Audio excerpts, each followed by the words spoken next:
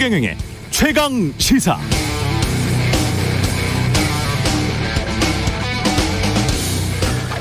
KBS의 한국인의 밥상이라는 TV 프로그램이 있지 않습니까?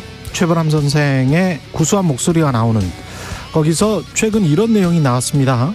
40여 년 전 경전선 등량역에서 기차를 타고 주변 순천 벌교 오일장에 가서 생선을 팔았다는 임금자 씨의 이야기. 갓난아이를 업고 등량만 해서 남편이 갓 잡은 생선 대야를 머리에 이고 가는데 기차가 막 출발을 해버렸더랍니다.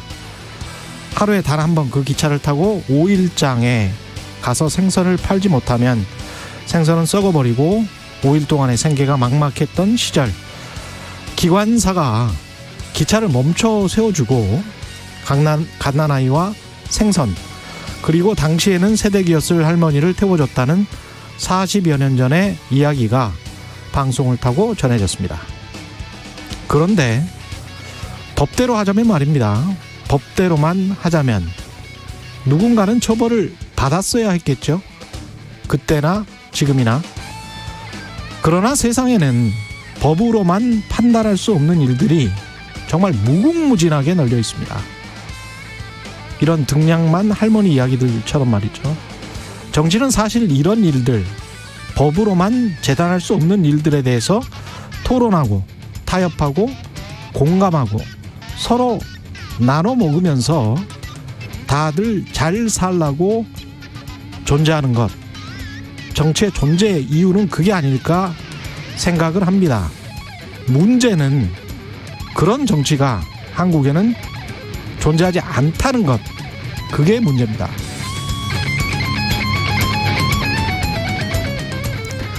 네, 안녕하십니까. 9월 24일 세상에 이익이 되는 방송 최경영의 최강시사 출발합니다. 저는 KBS 최경영 기자고요. 최경영의 최강시사 유튜브에 검색하시면 실시간 방송 보실 수 있습니다.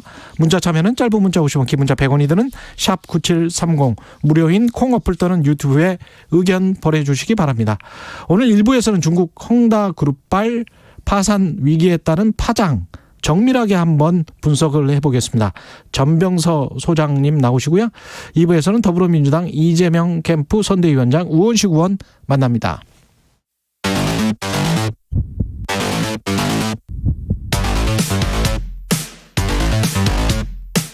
오늘 아침 가장 뜨거운 뉴스 언박싱. 네, 뉴스 언박싱 시작합니다. 민동기 기자, 김민하 평론가 나와있습니다. 안녕하십니까? 안녕하세요. 예, 대장동 화천대유 의혹은 어느 정도 좀 정리가 돼가고 있는 것 같습니다. 예. 오늘 세 가지 키워드로 아마 얘기가 돼야 될 것 같은데요. 예. 법조계, 정관 내용, 언론, SK 이렇게 가야 될 것 같습니다. 정관이 있고 언론이 있고 SK가 있습니다. SK가 있고요. 네. 예, 재벌이 있네요. 정관, 그렇습니다. 언론, 재벌. 네, 2015년 대장동 개발 사업 관련 로비 의혹이 제기가 된 적이 있었습니다. 예. 그때 검찰이 수사를 했는데요. 당시 피고인하고 피고인이었던 변호인 그리고 수사 책임자가 화천대유와 이 관계사인 천화동인 사업에 관여하거나 자문에 응했던 것으로 확인이 됐습니다. 이게 오늘 동아일보가 보도를 했고요. 동아일보는 오늘 관련자들의 이름을 모두 실명으로 보도를 했습니다. 예. 천화동인 4호의 소유주인 남욱 변호사 있지 않습니까? 예. 이 남욱 변호사가 당시 피고인이었는데, 이 피고인이었는데 남욱 변호사가 이 공영개발인 대장동 사업을 민영개발로 바꿔달라는 청탁과 함께 8억 3천만 원을 받은 혐의로 2015년에 수원지검 특수부에서 구속 기소를 하거든요. 아, 예. 남욱 변호사를. 예. 근데 당시 수사를 이끌었던 수원지검장이 강찬우 전 검사장입니다. 예. 근데 강찬우 전 검사장이 나중에 화천대유 자문 변호사로 가게 되고요. 아, 기소를 이끌었던 그렇습니다. 검사가 나중에 화천대유 자문 변호사로 이 사람 나중에 검사장까지 하죠. 그렇습니다. 예. 그리고 당시 피고인이 남욱 변호사였잖아요. 예. 검찰 수사하고 1심 재판 과정에서 변호인으로 활동했던 분이 있거든요. 예. 그러니까 박영수 전 특별검사와 조현성 변호사인데, 아하. 조현성 변호사는 천화동이 6호 소유주가 되고요. 되고. 박영수 전 특별검사는 이 화천대유 고문으로 활동을 하게 됩니다.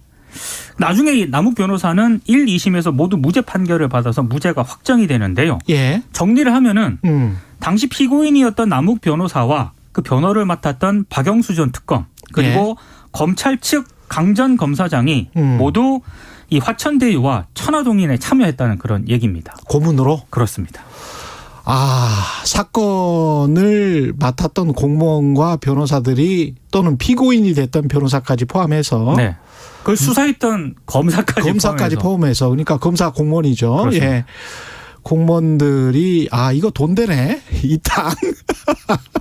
예, 이렇게 해서 고문으로 들어갔다는 아름다운 이야기군요. 이게 뭐 제가 예. 우스개를 하자면 예. 그런 말이 있습니다. 죄는 미워하되 사람은 미워하지 말라. 그래서 이 재판과 수사 과정에서 죄만 미워했나 봐요. 그리고 죄만 미워하고 예, 사람과 돈은 사랑한 게 아닌가 이런 생각이 땅은 드는데. 사랑하시고. 근데 네. 제가 뭐 우스개를 했지만 이게 엄밀히 말하면 이해충돌 여지가 그렇죠. 상당히 있는 거 아닙니까? 그렇기 때문에 이거 자체가 이제 대단히 황당한 일이고 결국 이제 얘기를 좀 이 타임라인으로 정리해 보자면 이런 얘기인 거죠. 이 남욱 변호사라는 사람이 그 이전에 이 대장동 개발, 이 LH가 하다가 공영에서 민영으로 바뀌는 과정에서 엎어지는 이 개발에 관여했던 사람이고 그걸로 인해서 검찰이 수사를 받게 되다 보니까 예. 뭐 무죄가 났지만 내가 다시 한번 뭔가 이 개발 사업에 뭔가 이제 개입을 해가지고 크게 한번 해보겠다 이런 마음을 다시 한번 먹었을 때에는 예. 과거의 실패를 되풀이하지 말았어야 되는 거죠. 그래서 바로 이 변호사라든가 전관들을 다 이렇게 모아가지고 같이 이익을 도모해보자.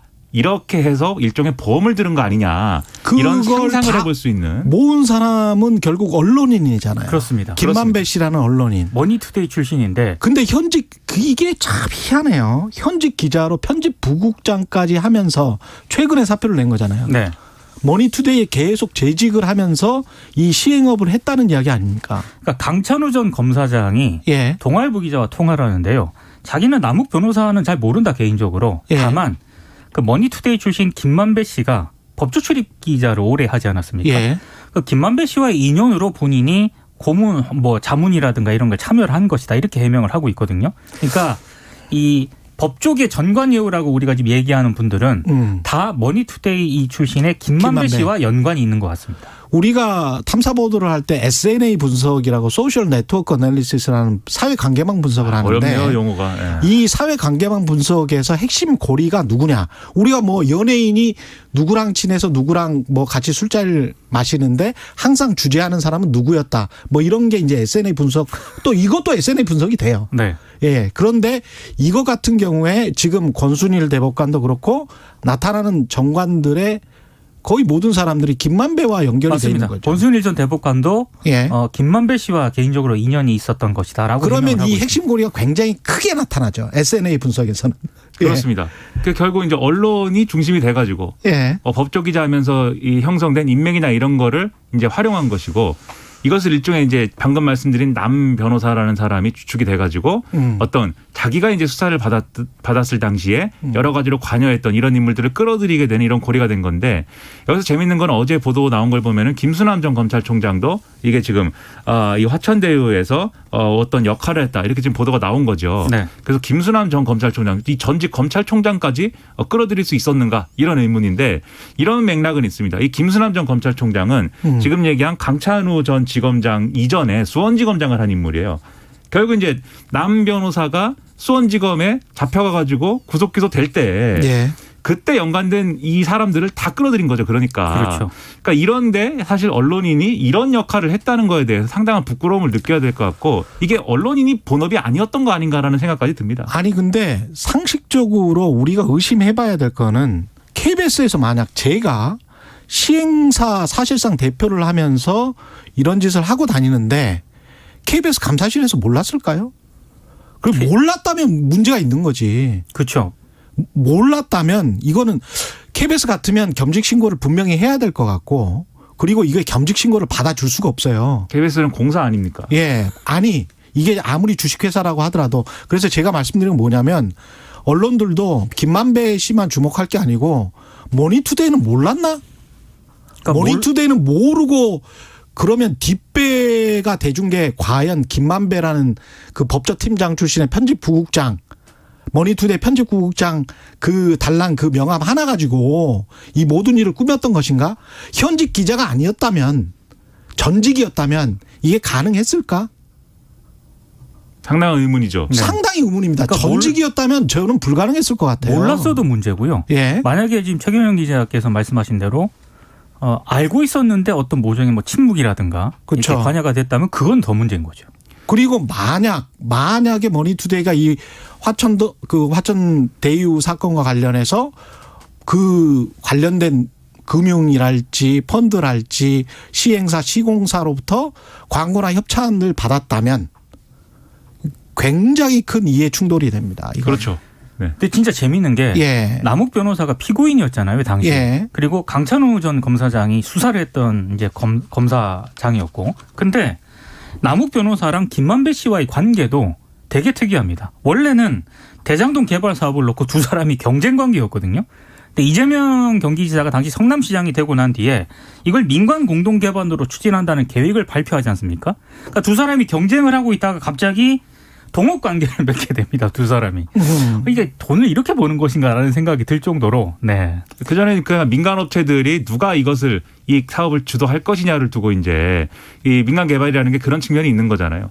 근데 지금 이제 공영 개발을 한다고 했고 공영 개발 이게 일종의 이제 그 민관 합동으로 개발을 한다고 했고 그 개발 방식에서는 서로가 역할을 나눠 가지고 여기에 들어가서 한다면은 큰 이익을 볼 수가 있다. 이런 점들이 이제 예상이 됐던 거겠죠. 예. 그래서 이제 역할 분담을 한 측면이 있는 것 같고 그리고 애초에 이 개발이 뭐 성공해서 대박이 난다 뭐 이런 것도 있겠지만 초기 자금이라는 게 필요한 거 아닙니까? 그 초기 자금을 어떻게 끌어와서 그렇죠. 할 것이냐. 그렇죠. 여기까지도 사실은 큰 그림이 나름대로 있었던 거 아닌가 이런 의심을 할 수밖에 없는. 거기에서 지금 SK 이름이 나오는 거 아니에요? 그러니까 정관, 언론 그리고 돈이 있어야 되는데 돈이 그렇죠. 재벌 쪽에서 나온 거죠. 그러니까 이 대장동 개발 사업에 참여한 화천대유의 사업 초기 자금을 대여해준 투자 컨설팅 회사가 있습니다. 예. 이게 이제 킨앤 파트너스라는 데인데요. 여기에 전현직 임원 5명이 SK그룹과 관련된 사회공헌 및 문화재단에 재직을 했거나 현재 재직 중인 것으로 또 확인이 됐습니다. 전현직 임원 5명이. 그렇습니다. 예. 이 킨앤 파트너스는요. 화천대유 사업 초기 400억 원이 넘는 돈을 대출을 하거든요. 근데 이 올해 3월 중간정산으로만 500억 이상의 수익을 거둔 것으로 나타났는데 이 킨앤 파트너스가 화천대유에 대출한 400억을 개인인 A씨로부터 빌렸다라고 합니다. 그래서 네. 이 개인인 A씨가 도대체 누구냐 이걸 두고 굉장히 좀 관심이 모아지고 있는데 이 2015년부터 2018년 사이에 킨앤 파트너스 대표이사였던 사람이 박모 씨라는 사람인데 이 박모 씨가 2015년부터 2017년까지 행복 FNC 재단 대표를 역시 지냈거든요. 예. 근데 이 행복 FNC 재단이 어떤 곳이냐?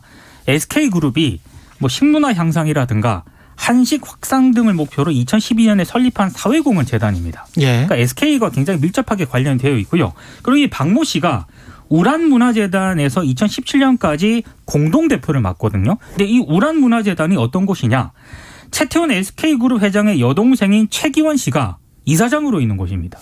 그러니까 상당히 좀 SK가 밀접하게 여기에 지금 들어와 있다는 게 어느 정도 확인이 되는 것 같습니다. 이렇게 되면 자금 흐름이 왜 이렇게 원활했고 왜 이렇게 대출이 쉬웠는지 왜 SK증권이 참여를 했는지 뭐 이런 것들이 조금은 풀리는 것 같아요.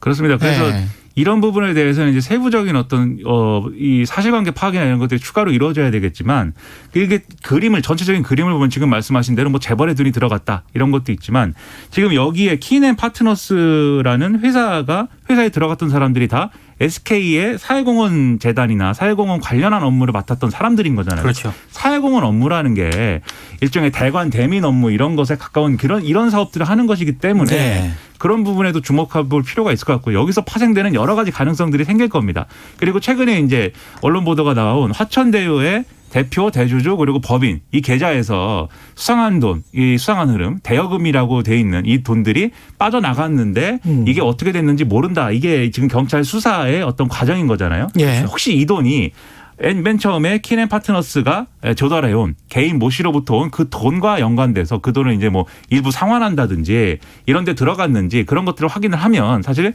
이 개인 모 씨가 누구인지 등등도 밝혀질 수 있는 어떤 실마리가 되죠. 그래서 이 부분을 정확하게 확인하는 게 필요할 것 같은데 우리 수사기관들이 용기를 갖고 해야 되는 측면이 분명히 있는 것 같습니다. 예.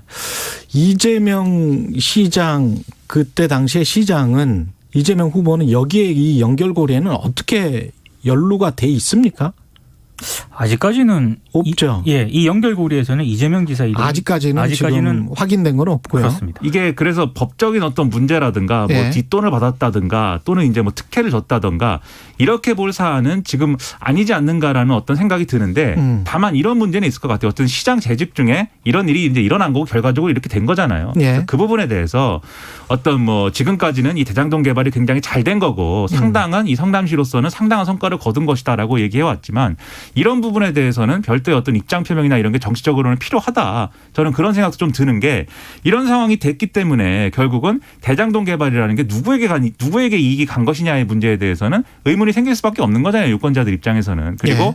시장 입장에서 과연 이 개발 사업에 이런 이제 개인들이 큰 돈을 가져가고 이익을 거두는 것을 뭐 전혀 예상하지 못했다든가 뭐 그런 상황이었느냐. 혹시 이것에 대해서는 뭐 이 비리나 이런 문제가 아니라 어떤 능력의 문제 또는 이제 어떤 책임의 문제 이런 것들이 불거질 수가 있기 때문에 그런 부분에서는 이제 최종적으로 입장 표명이 필요하지 않나 이렇게 생각을 합니다.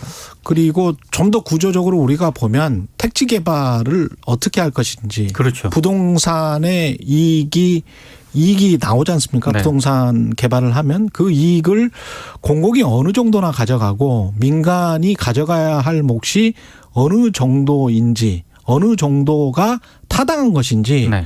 사회적으로 꼭 좀 논의를 했으면 좋겠습니다. 구체적으로 해야 돼요. 예. 그것도 지자체마다 사정이 또 다르기 달라요. 때문에 예. 그게 여러 가지 경우의 수가 있을 수 있겠는데 이 당시 성남시는 이제 재정난이나 이런 것들 때문에 전임시장이나 이런 문제가 상당히 큰 파장이었기 때문에 모라토리움을 선언했었죠. 그렇죠. 그래서 이제 시의 차원에서 이런 개발 계획을 시는 세우고 빨리 돈을 좀 받고 맞아요. 선입금이 되는 것을 원했을 그렇죠. 그렇습니다. 그럴 상황이고요. 그런 예. 조건이 같이 작용했던 것 같아요. 그래서 예. 그런 부분도 같이 논의할 필요가 있어 보입니다. 그런 경우 어떻게 할 것인지. 지금 줄줄이 뭐 소식들이 있었는데 대장동 이야기만 대장동 이야기가 굉장히 좀 오늘은 좀 스케일이 컸습니다. 좀 정리를 해줘야 될 필요가 있었고 네. 많은 보도가 나왔기 때문에 대장동 이야기를 좀 정리를 했습니다. 대장동 이야기도 100%는 못했어요 지금. 다 하지는 못했습니다. 네. 내일 또 해드리겠습니다. 내일 예. 토요일입니다. 내일은 토요일이군요. 아유 뭐 계속 나오고 싶어요. 계속 출근하고 싶어요. 주말에도 하세요 그럼 이거를. 네, 뉴스 언박싱 민동기 기자 김미나 평론가였습니다. 고맙습니다. 고맙습니다. KBS 1라디오 최경영의 최강시사 듣고 계신 지금 시각은 7시 37분입니다. 최강시사 출근길 날씨 정보입니다. 이제 주말권입니다. 이번 주말 휴일 내내 비교적 가을 날씨 그대로 이어가면서 무난하겠습니다. 다만 오늘과 내일 동해안 중심으로는 동풍의 영향으로 비 소식이 들어있으니까 참고하시고요. 간혹 오늘 오후부터 밤사이 소강 상태를 보이겠지만 동해안은 내일 낮까지 비나 빗방울이 계속되는 곳 많겠습니다. 동해안은 또 너울성 파도도 주의하셔야 되는데요. 다른 지역은 가끔 구름 많은 하늘 모레 일요일까지 쭉 이어지겠습니다. 기온 분포는 오늘 서울이 어제보다는 2도 정도 기온이 올라 약간 더운 지역이고요. 서울이 28도로 예상이 됩니다. 광주도 27도, 세종, 대전, 대구, 부산은 26도 나란히 보이겠고 반면 동풍 때문에 흐린 하늘, 강릉은 23도에 그치면서 강릉 지역을 포함한 동쪽 지역은 좀 선선하겠습니다. 미세먼지 농도도 무난하겠습니다. 다만 오늘 아침까지 내륙 중심으로 어제처럼 가시거리 200m 이하의 짙은 안개 주의하셔서 교통안전 신경 쓰시기 바랍니다. 지금 서울 기온은 17.9도입니다. 최강시사 출근길 날씨정보 최영우였습니다. 계속해서 이 시각 교통상황 KBS 교통정보센터의 김한나 씨가 정리해드립니다. 네, 출근길 교통 상황입니다. 지금 수도권 제1순환고속도로 판교에서 구리 쪽으로 강일나들목 4차로와 갓길에서 적재물 상차 작업을 하고 있습니다. 상일나들목 부근에서 3km 정체되고 있고요. 반대 구리에서 판교 쪽으로는 구리 남양주금소에서 상일 부근까지 4km 어렵습니다. 영동고속도로 강릉 쪽으로는 구간 서행하고 있는데요.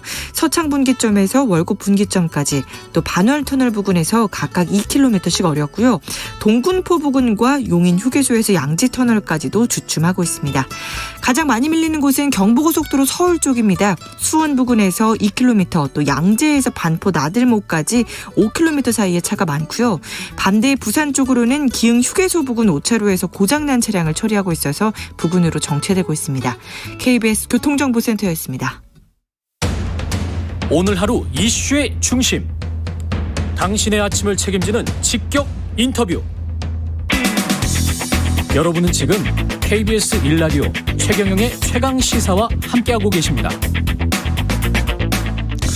네, 중국 부동산 개발업체인 헝다그룹이 파산 위기에 놓였다. 그래서 중국 경제, 혹시 세계 경제, 우리 경제까지 무슨 일이 있지 않을까 관련돼서 굉장히 많은 보도가 나오고 있고 공포스럽다는 그런 분위기를 조장하는 보도도 나오고 있는데요. 정밀하게 한번 따져보겠습니다. 중국경제금융연구소 전병서 소장님 나와 계십니다. 안녕하십니까? 안녕하십니까? 예. 헝다그룹이 파산 위기에 몰렸는데 부도 처리되기 일보 직전인 거는 맞잖아요? 그렇습니다. 예. 아직 부도라는 게 원금을 못 갚아도 부도고 이자를 못 갚아도 그렇죠. 부도인데 예. 그 두 개 다가 지금 해당이 되지는 않고 있습니다. 그런데 예. 세계적인 이제 신용평가사 S&P, 무디, 피치 이 세 개 회사들이 9월 5일, 8일, 15일 이 다가 이제 부도 등급을 내렸어요. 네. 그래서 실질적으로 세계적인 신평사들은 실질적인 부도다. 그렇게 이미 본 거죠. 신용등급을 내렸군요. 그렇죠. 예. 투기 등급이 아니라 부도 등급이죠. 부도 등급으로. 최하 등급으로. 정크본드 수준이 아니고 그 완전 이하로. 그렇습니다. 그래서 이제 이게 어제 이자를 갚냐 못 갚냐 가지고 말이 많았지만 제가 볼 때는 지불 유예를 해준 것 같고요. 예. 그래서 이제 부도 얘기의 핵심은 뭐냐 그러면 중국 정부의 가이드라인이 단기 이제 채무를 갚을 정도의 현금을 100%를 반드시 유지해라 하는 것이 중국 정부의 가이드라인인데 6월 말 기준으로 이 회사 현찰이 868억 있는데요. 예. 그 단기 차입금이 2,400억 있어요. 그래서 대략 한 1,700억 정도 자금이 구멍이 난 거죠. 예. 그래서 이제 그것에 대한 그 문제, 그건 이미 돌아오는 것들을 못 갚는다는 얘기고, 그것에 이제 후유증 때문에 정부나 금융기관이 이제 사후 대책을 만드는 과정에 있는 것이지, 이것이 부도는 이미 난 거다 이렇게 봐야 될 것 같아요. 예, 부도는 이미 난 거다. 그렇습니다. 예. 근데 이제 헝다그룹 같은 경우에 중국 최대 부동산 디벨로퍼라고 볼 수 있는 거잖아요. 근데 이 회사가 자금난에 빠진 게 역시 코로나19 그다음에 이제 미분양 사태, 중국 부동산 경기 안 좋아지고 그다음에 대출 규제하면서 이렇게 된 겁니까? 이 순서가? 결과적으로는 그게 보이는데요. 핵심은 그게 아니고 그 헝다그룹 회장이 고속도로 역주행하다가 사고를 낸 겁니다. 고속도로 역주행하다 사고를 낸 거다. 그렇습니다. 그래서 중국 정부가 2016년부터 이제 부동산 경기를 과열을 막으려고 어디서 많이 들어본 얘기잖아요. 집은 거주하는 곳이지 투기하는 곳이 아니다. 예, 한국에서 많이 들어본 그렇습니다. 얘기죠. 그 얘기를 중국 정부가 하면서 2020년, 2021년에 강력한 이제 그 투기 억제 조치를 내요. 그래서 근데 이제 2014년에 그 헝다그룹의 시자인 회장이 그때 불황이었을 때 돈을 왕창 끌어모아서 토지를 왕창 사고 남들이 이제 겁먹었을 때 그렇게 해서 이제 대박을 냈어요. 그래서 2016년, 17년에 정부가 경기 회복을 위해서 그 부동산 투기 억제책을 낮추는 바람에 경기가 굉장히 좋았고 이때에 이제 중국의 부호 순위에서 2017년에 그 헝다그룹 회장이 1등을 할 정도로 떼돈을 벌었어요. 그래서 갑자기 떼돈을 번 거군요. 그래서 이제 그런 성공의 경험이 이번 2019년, 20년에도 그런 시나리오를 상정을 하고 정부가 예를 들어서 부채 비율 이거 350%로 낮춰라. 현금 100% 가져라. 이걸 이제 그 엄격한 가이드라인을 줬지만 헝다는 그거 쌍무시하고 있는 돈 계속 끌어모아서 땅을 산 거죠.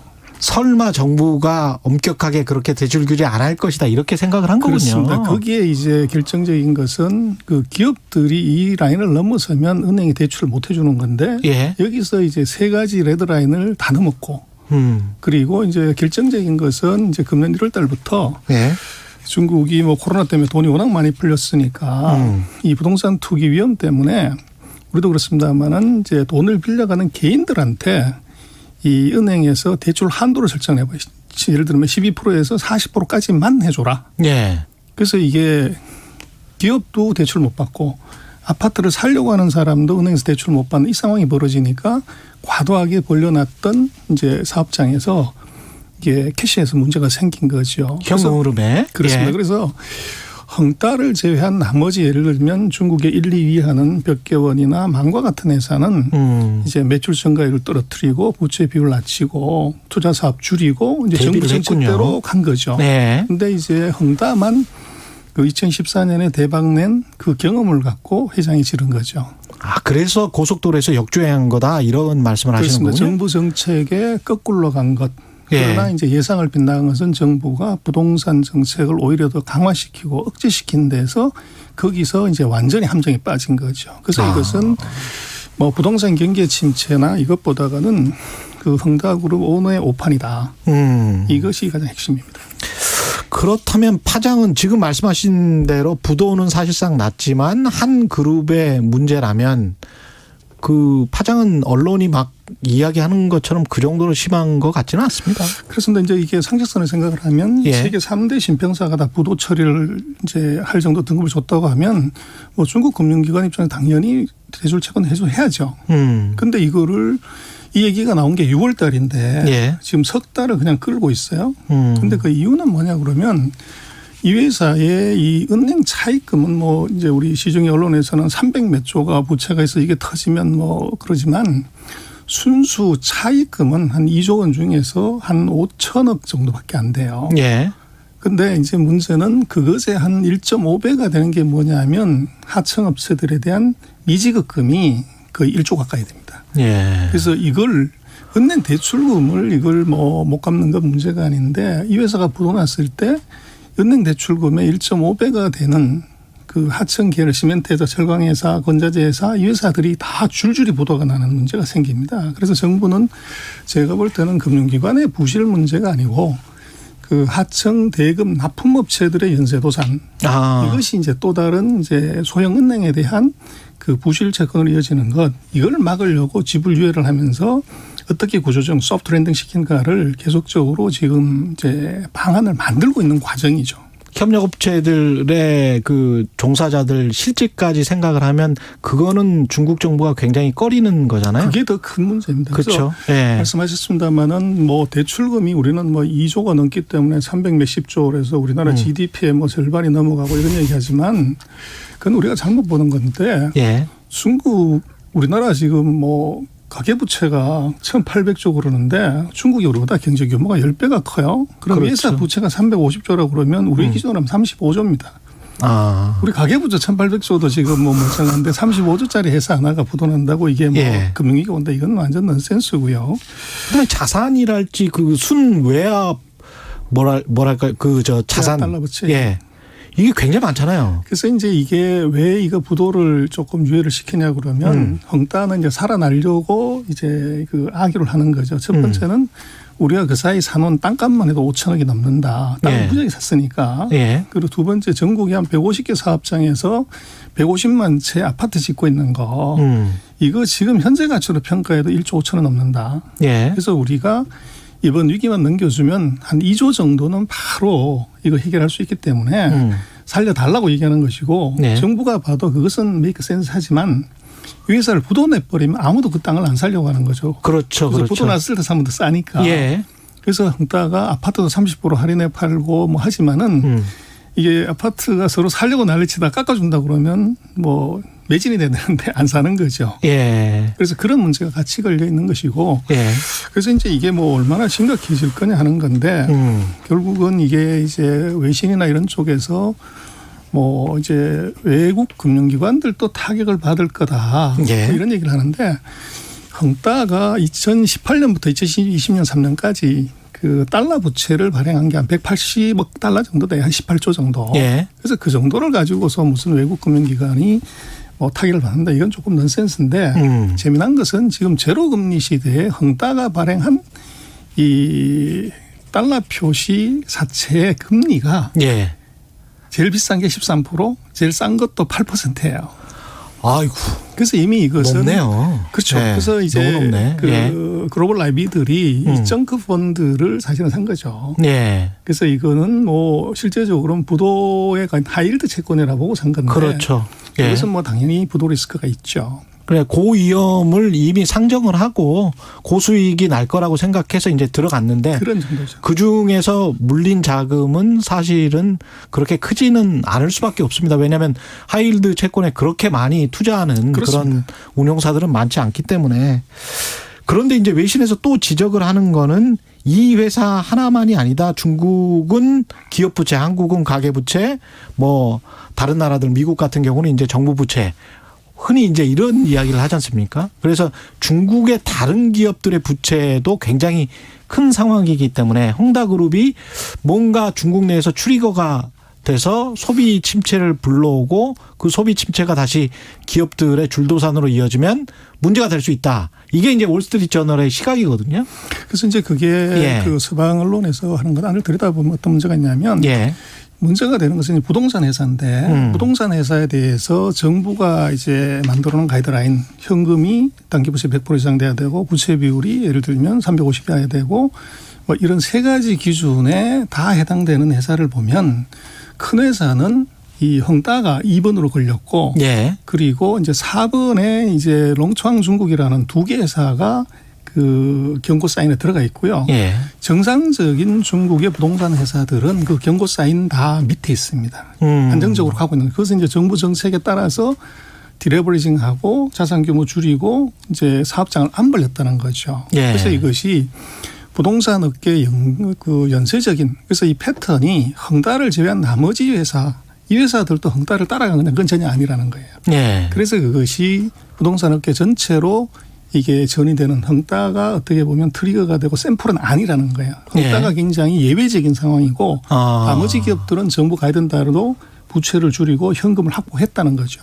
이거를 뒷받침할 만한 뭐 지표 숫자 같은 게 있을까요? 금리 추이랄지 뭐 이런 것들. 그래서 지금 이제 말씀하신 것처럼 뭐 중국의 신용위기, 금융위기 또 업계 위기가 있다면 가장 민감하게 반응하는 것은 단기금리죠. 그렇죠. 그래서 이제 상해 그 은행간 금리라든지 7일물 이제 레포 금리 같은 건데 6월 달부터 이게 터졌지만 6월부터 지금 9월 23일까지 한 2에서 2.5% 사이에서 그대로 안정화되고 있습니다. 전혀 금리에 큰 변화가 없어요. 그래서 그것은 이제 서방 세계가 조금 오버하는 것이라고 보여지고 그 웃기는 것은 이게 터진 건 중국 기업 하나가 터졌는데 이게 홍콩하고 미국하고 유럽이 시장이 폭락을 해요.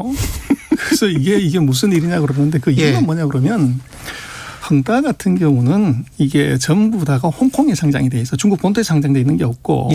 그러다 보니까 헝다가 부도나면 누가 가장 크게 타격을 받냐고 그러면 해외 투자가 타격을 받지 중국 본토 투자가들은 타격 받는 게 없어요. 그래서 오히려 중국 본토는 크게 이제 공포 심리를 갖지 않아요. 근데 또 이게 무슨 문제가 있냐 그러면 이제 헝다를 진짜 부도낼 거냐 이렇게 생각하지만 중국 정부가 이 민영기업 부도를 처리하는 방식을 보면 1단계로 자구 노력을 한다. 자산 다 팔고 그래서 안 되면 2단계로 들어가는 것이 지방정부가 투입이 돼요. 그래서 우리하고는 이해가 좀 다르지만 중국은 지방정부 위기는 지방정부가 주체적으로 해결한다 이렇게 돼 있어요. 그래서 광동성 정부가 들어가게 되면 이건 부도 안 낸다는 얘기예요. 그래서 광동성 정부가 구조조정하고 자산 팔고 사업부 분리하고 이런 걸 하고 3단계는 뭐가 되냐면 그 지방성 정부가 안정화를 시키고 난 다음에 대주주 찾기를 합니다. 그래서 첫 번째는 기존 대주주 지분을 소각해버리고 제3자를 이제 새로운 대주주로 모시는 거죠. 그래서 주인 찾기를 하고 그다음에 채권에 대해서는 이자를 못 갚으니까 일단 채무를 탕감을 해요. 50% 30%. 그다음번에 출자전을 해버리는 거죠. 우리 대우조선 했던 것처럼. 그렇게 되면 주식이나 헝다의 주식이나 채권을 갖고 있는 외국인들은 첫 번째는 채권을 갖고 있으면 이제 부채 탕감에서 손실이 나는 거죠. 30% 50%. 그렇죠. 그 손실이 하나 있고 두 번째는 주식을 이것을 소액을 하지만 새로운 제3자가 들어오게 되면 3자 배정 유상증자 자본금이 100억인데 이것이 외국 그 새로운 대주주가 100억을 갖고 들어오면 기존에 있는 이제 주주들은 지분율이 그만큼 떨어지는 거죠. 그래서 물량 압박이 같이 생깁니다. 주식이나 채권을 가진 모든 투자가들이 이 중국식 구조조정에 들어가면 다 크게 손해를 보는 구조예요. 그러다 보니까 이제 이 미국하고 홍콩의 투자가들이 크게 공포를 느끼는 것이고 또 중국 시장은 뭐 이 투자가가 없으니까 전혀 거기에 이제 영향을 안 받는 것이죠.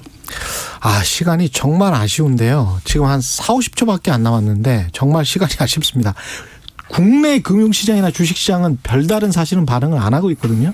큰 영향이 없다고 봐야 돼요. 예. 중국 내부의 일이고 그것이 부동산 시장에서 중국에서 헝다가 4% 정도밖에 안 돼요. 그리고 지금 뭐 여러 가지 얘기지만 중국 전체 대출의 0.2%, 은행 대출의 0.3% 정도가 되는 것이 헝다가 가진 부채 규모예요. 예. 그 정도 가지고서 중국의 뭐 경제가 흔들린다, 금융이 흔들린다, 이건 넌센스고, 우리 같은 경우는 뭐 헝다하고 직접적인 연관성이 전혀 없죠. 그래서 우리가 그렇군요. 뭐 건설회사한테 뭘 투자하는 것은 아니기 때문에 그래서 예. 조금 과장되게 서방 언론의 보도에 너무 이제 흔들리지 말라. 예. 전병서 중국 경제금융연구소 소장이었습니다.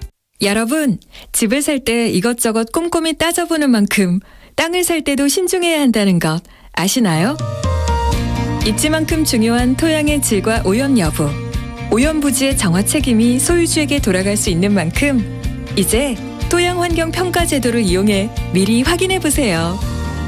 토양 오염에 대한 경제적, 법적 피해를 막아주고 정화 비용 등의 책임을 명확히 하며 법적 분쟁을 사전에 예방할 수 있는 토양 환경 평가 제도.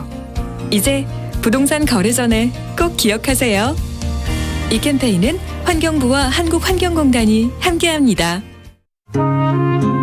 그렇죠. 아버지는 항상 벽 한 면을 공구로 가득 채워놓고 드라이버니 뭐 이런 거 하나를 다 벽에다 그림을 그려놓고 2021 KBS 연중기획 기억을 기록하다.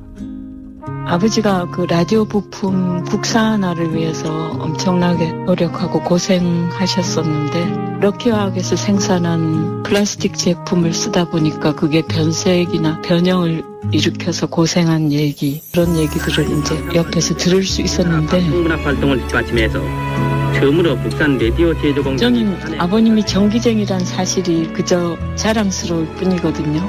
쟁이라는 말은 장인을 뜻하는 거잖아요. 그렇지만 그 쟁이라는 말에는 자기 비하의 의미도 담겨 있잖아요. 그 자본이나 권력에 예속되어서 일을 해야 되는 장인의 처지, 상황에 대해서 아버지는 엔지니어나 과학자에 대해서 정당한 대우를 해주지 않는다는, 지금 우리도 그 과학이나 기술 분야에 대해서 좀 더 정당한 대우에 우리 모두가 좀 관심을 가지고 힘을 쏟아야 될 거라고 생각합니다.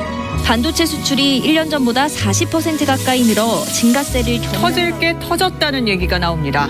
성과만 강조하면서 일상적인 과로는 당연하게 여기는 관행이. 1959년 처음 생산된 국산 라디오 A501을 기억합니다. 전쟁 후 버려진 외제 라디오를 고치며 습득한 기술력으로 국산 라디오를 만들어서 당당히 미국에 수출하게 됐을 때 국민들은 우리도 할 수 있다, 우리도 하면 된다는 자신감을 갖게 됐습니다. 대한민국이 오늘의 기술 강국이 되기까지 묵묵히 땀을 흘린 엔지니어들의 노고를 기억하겠습니다. 당신과 대한민국의 기억, KBS가 기록합니다.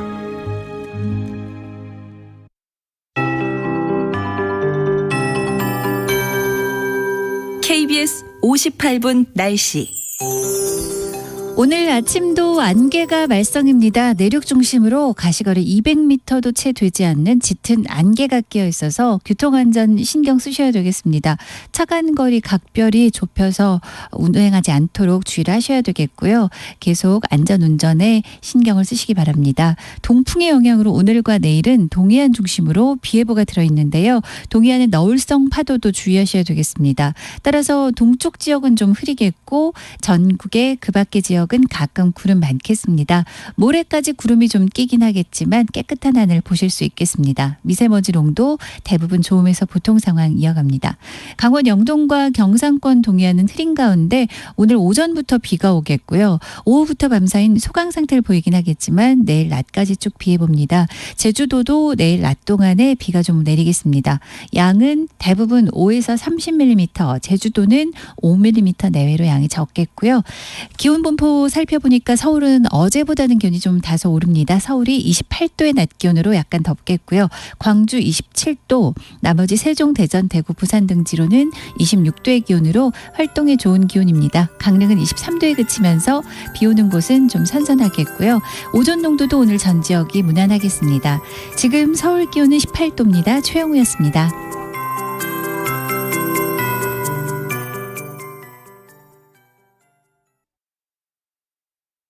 정성을 다하는 국민의 방송 KBS가 8시를 알려드립니다. AM 711kHz, FM 97.3MHz, KBS 1라디오입니다. HLKA.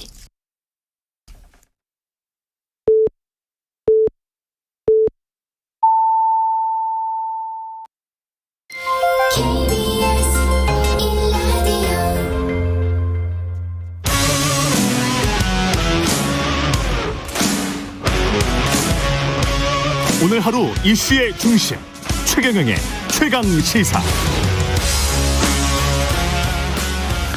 네, 민주당 경선의 최대 승부처로 꼽힙니다. 호남 경선 결과 발표를 앞두고 민주당 대선 후보 캠프 연결해서 추석 명절 민심 어떻게 읽었는지, 호남 승부 전략은 뭔지 이야기 나눠보고 있습니다. 오늘은 더불어민주당 이재명 후보 캠프 연결돼 있습니다. 우원식 선대위원장님입니다. 안녕하세요, 위원장님. 네, 안녕하세요. 우원식입니다. 예, 추석 명절 두루두루 잘 보내셨죠? 네, 잘 보냈습니다. 예, 어떻게 호남 민심을 따로 한번 가보셨습니까? 어떠셨어요? 아니, 호남은 뭐 내려가진 못했고요. 저는. 예, 좀 확인하고 있었죠. 캠프에서는 어떻게 느끼고 계십니까? 지금 뭐 호남 민심은 지금 뭐 그동안 저희들이 앞서고 있었던 거는 쭉 앞서고 있었는데 큰 변동이 있어 보이진 않고요. 뭐 현장에서 쭉 확인을 해보니까 하루빨리 코로나 위기가 끝나고 민생이 되살아나길 바라는 이런 국민들의 목소리가 아주 간절한 면이 하나 있고, 예. 또 그와 더불어서 누가 문재인 정부를 뒤이어서 코로나 위기를 극복하고 민생 경제를 회복시킬 적임자인지, 그래서 내년 대선에 대한 전망과 기대감을 많이 갖고 계신 것 같습니다. 특히 이제 민주당의 정치적 고향인 호남 경선이 추석 직후에 펼쳐지기 때문에 이에 대한 관심이 더 집중된 것 같고요. 어제 이낙연 캠프의 그 홍영표 의원은 보수적으로 봐도 이낙연 후보가 40% 후반 정도, 그리고 이재명 후보가 40% 초반 정도를 해서 호남에서는 아마도 이낙연 후보가 앞설 것이다. 5% 정도로. 네네. 뭐 이런 전망을 하시더라고요. 보수적으로 봐도 그렇다. 뭐 밑바닥에서는 뭐 60% 이야기까지 나온다. 이런 이야기를 하던데요. 그건 이제 홍선대 위원장의 희망사항이고요. 아, 그건 희망사항이다. 네, 제가 말씀드렸지. 저 현장에 가서 이렇게 보면요. 예. 그게 5%인지 뭐 3%인지 알 수가 없습니다.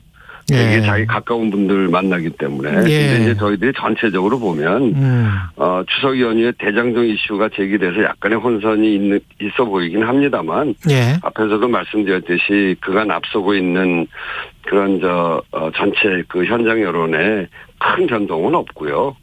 그러면 숫자로 이야기를 하면 50%를 호남에서도 넘을 수 있다라고 보십니까? 어떻게 보십니까? 네, 뭐 저희는 호남의 선택 기준은 본선에서 이길 수 있는 사람이 누구냐 이런 거기 때문에 본선에서 이길 수 있는 이재명 후보에 대해서 관심을 많이 갖고 계시고요. 그리고 조금 저희도 노력하고 또 관심을 조금 더 가져주시면 과반 득표 목표를 달성하지 않을까, 그런 생각을 갖고 있습니다. 근데 이 호남에서의 과반 득표 목표를 못 하더라도, 그러니까 홍영표 의원 말대로 된다고 하더라도 40% 후반이나 40% 초반 각각 가져간다고 하더라도, 사실 그렇게 되면 서울 경기 쪽은 또 좀 유리하기 때문에 경기도 지사를 지금 하고 계시고, 그래서 거의 상황이 그렇게 되면 끝난 거 아닌가, 그런 분석하시는 분들도 있더라고요. 뭐 그럴 수도 있겠습니다만, 저희 역시 이제 호남은 민주당에서 가장 중요한 지역이기도 하고요. 또 이게 전략적 선택을 하시는 곳이기도 하기 때문에 호남에서 과반을 받는 것은 매우 중요한 일이다라고 이렇게 생각하고요. 그런 점에서 최선을 다하고 있습니다. 상징성 때문에라도 호남에서 최선을 다해야 된다, 그런 말씀이군요. 네. 이낙연 후보 쪽은 이제 중도 확장성을 굉장히 강조를 했단 말이죠. 안정적 후보, 흠없는 후보. 그런데 이제 그 이재명 캠프 쪽에서는 본선 경쟁력을 강조를 하고 있는데, 뭐가 본선 경쟁력의 핵심이라고 보세요? 누가 이길 수 있는가 이런 거죠. 예. 그래서 그걸 보면 걸어온 길을 보면 걸어갈 길이 보인다는 말이 있지 않습니까? 그래서 이재명 후보는 그동안 성남시장, 경기도지사 등을 하면서 보여준 구체적 성과들이 있어요. 예. 또 불의와 타협하지 않고 기득권과 끊임없이 싸워오면서 돌파해온 모습, 그리고 어떤 난관도 뚫고 길을 만들겠다는 신념과 능력이 있는 거죠. 지금 우리 국민들한테 가장 필요한 것은 국민들의 가려운 데를 긁어주고 예. 지금 이 어려움을 돌파해 나가면서 국민들의 삶을 개혁시킬 그런 후보가 필요하거든요. 그게 본선 경쟁력이라고 보는데 예. 그런 점에서 보면 피부로 와닿는 민생 정책을 그동안 해왔어요. 청년 기본소득이나 공공배달앱 또 그리고 비정규직에게 주는 고용불안정 보상수당 또 주빌리은행 이런 민생 성과를 과시적으로 냈고 또 아주 강력한 추진력과 돌파력을 갖고 있는 것을 입증했습니다.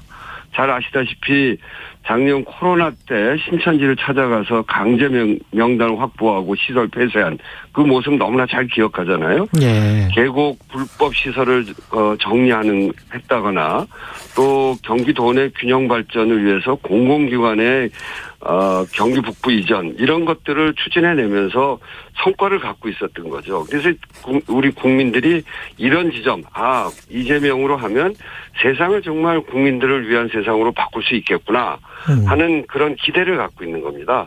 정말 그 이재명 후보는 그동안 기득권의 저항을 감수하고 꿋꿋하게 과감한 개혁을 선택해왔고 강한 추진력과 리더십을 갖고 있기 때문에 저는 그 지금과 같은 대전환의 시기에 꼭 필요한 자질, 말로만 하는 것이 아니라 실제 개혁을 추진할 수 있는 능력, 추진력을 갖춘 이재명 후보가 본선 경쟁력을 가지고 있다. 이렇게 말씀드립니다. 근데 호남 경선 이 투표 결과는 사실은 대장동 개발 의혹이 상당히 영향을 미칠 것 같은데요. 초기부터 네. 개발 의혹의 초기부터 이 쭉 지금은 좀 정리가 지금 돼가고 있는 형국인 것 같습니다만은 네. 아직도 헛갈려하시는 분들이 굉장히 많기 때문에 네. 이게 그 악재로 작용하지 않을까요? 이재명 후보 쪽에? 저는 차츰차츰 이렇게 하나씩 베껴 나가 보면 예. 결국 이제 국민들이 상당히 많은 이해의 폭이 넓어졌다고 생각해요. 예. 그리고 이제 저희는 기본적으로 후보도 마찬가지입니다만 수사를 통해서 명명백백하게 밝히자.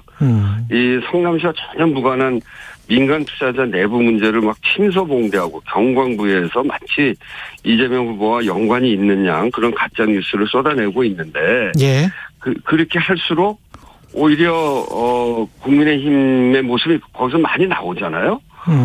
그래서 저는 이거는 밝혀내면 밝혀낼수록 분명한 방향을 갖고 있다. 그렇게 생각하고요. 예. 국민의힘도 검찰에 이 사안을 고발했고 경찰도 화천대유 자금 흐름을 들여다보고 있습니다. 예. 그래서 이재명이 막아낸 민영 사업에 연루된 민간 개발업자들이 또다시 화천대유와 연결되어 있고 또 그 사업 과정에 문제가 있다면 그 부분은 수사를 통해서 밝혀야 된다고 생각하고 저는 그런 떳떳한 태도들이 그리고 수사를 해나가는 과정에 있어서 분명히 밝혀질 것이라고 보고요. 저는 그거에 큰 민심에 영향을 미칠 것이다 이렇게 생각하지는 않습니다. 근데 이제 국민의힘은 경찰이나 검찰 수사를 말고 국정조사 그다음에 특검안까지 제출을 했단 말이죠. 어제 국회에. 네. 예, 이거는 뭐라고 생각하십니까? 그러니까 이제 검찰이나 공수처 수사를 하면 되는데 예. 이렇게 특검 국정조사 본인들도 검찰에 고발했거든요. 예. 검찰에 고발하고서 국정조사 특검 요구하는 것은 우선은 잘 안 맞는 거죠. 근데 왜 이렇게 하냐면 예.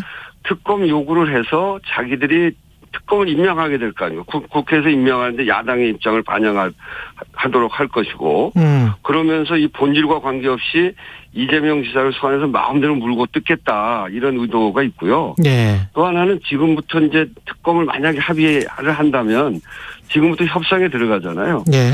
특검 마무리할 때까지 이게 여러 달 걸립니다. 그러면 대선 끝날 때까지 계속 의혹 제기하면서 대장동 의혹 대선을 만들려고 하는 얄팍한 술수죠. 정치적인 술수다. 그렇죠. 그래서 이 논란의 핵심은 국민의힘 전신인 새누리당 시절에 극소수 민간 투기꾼 손아귀에 들어가려고 했던 대장동 사업을 이재명 성남시장이 지자체장의 권한으로 민관 합동 공영 개발로 바꾼 겁니다. 이제 이런 것들에 대해서 그 본질은 보지 않고 이렇게 그 마구잡이 의혹을 제기하는 특검, 뭐 국정조사 이렇게 한다고 하는 것에 대해서는 그건 저 말도 안 되는 얘기다 이렇게 말씀드립니다. 근데 이제 전반적으로 그 성남시에서는 뭐 한 1,800억 하고 그다음에 다른 뭐 도로나 뭐 공원이나 주차장 해서 5,500억 정도의 수익을 가져갔다고 하지만 저쪽에서 먹은 거 있지 않습니까? 화천대유랄지 뭐 민간 쪽에서 먹은 게 너무 많은 거 아니냐. 네네. 이거를 그냥 뭐라고 해야 될까요? 방치라고 해야 될까요? 그냥 당신들이 그 개발 수익은 그대로 가져가고 이거는 어떻게 보면 이재명 후보의 그동안의 스탠스하고는 약간 좀 맞지 않는 거 아니야? 그런 비판도 있습니다. 그냥 가져가라는 게 아니고요. 예. 이제 처음 설계는 그렇게 해서 민간으로 다 가려고 하던 것을 잡아서 다시 공영 개발로 바꾸면서 5,503억을 성남 시민들에게 돌려준 거 아닙니까? 그거는 5,503억을 돌린 거는 이 성남시의 성과고요. 나머지 부분에 대해서는 원래는 1,800억 정도로 설계가 되어 있었는데 그동안 땅값이 오르고 막 이러면서 그게 많이 불어났단 말이에요. 그런 부분에 대해서 요번에 그것도 사실은 적절치는 않죠. 그래서 이런 논란을 통해서 알 수 있듯이 그동안 택지 개발 그리고 부동산이 폭등해서 막대한 이익이 사유화되는 거 이거에 대해서는 요번에 사회적으로 어떻게 배분할 건지에 대해서 분명한 방향을 잡아야 된다고 생각합니다. 그래서 이재명 후보가 아예 그 당시 없던 법이 부족해서 이런 문제들이 생겼는데 이번에 아예 제도를 개선해서 개발이익 불로소득 공공환수를 의무화하는 개발이익 국민환수제 이것을 도입하겠다고 지금 공언하고 약속하고 있는 거 아닙니까? 개발이익 국민환수제. 네, 그러니까 과거에 그 벌어졌던 그런 일들을 지금의 잣대로 보면서 마치 다 거기에 문제가 있는 것이냐 이렇게 볼 것이 아니라 이런 과정에서 벌어진 지금 말씀하셨던 민간 쪽에 결국 부동산이 급등하고 하면서 민간 쪽으로 과도하게 간 부분에 대해서는 앞으로 이것을 공공으로 돌릴 수 있는 그런 법을 만들어서 대체해 나가자 이렇게 지금 얘기하고 있는 거죠.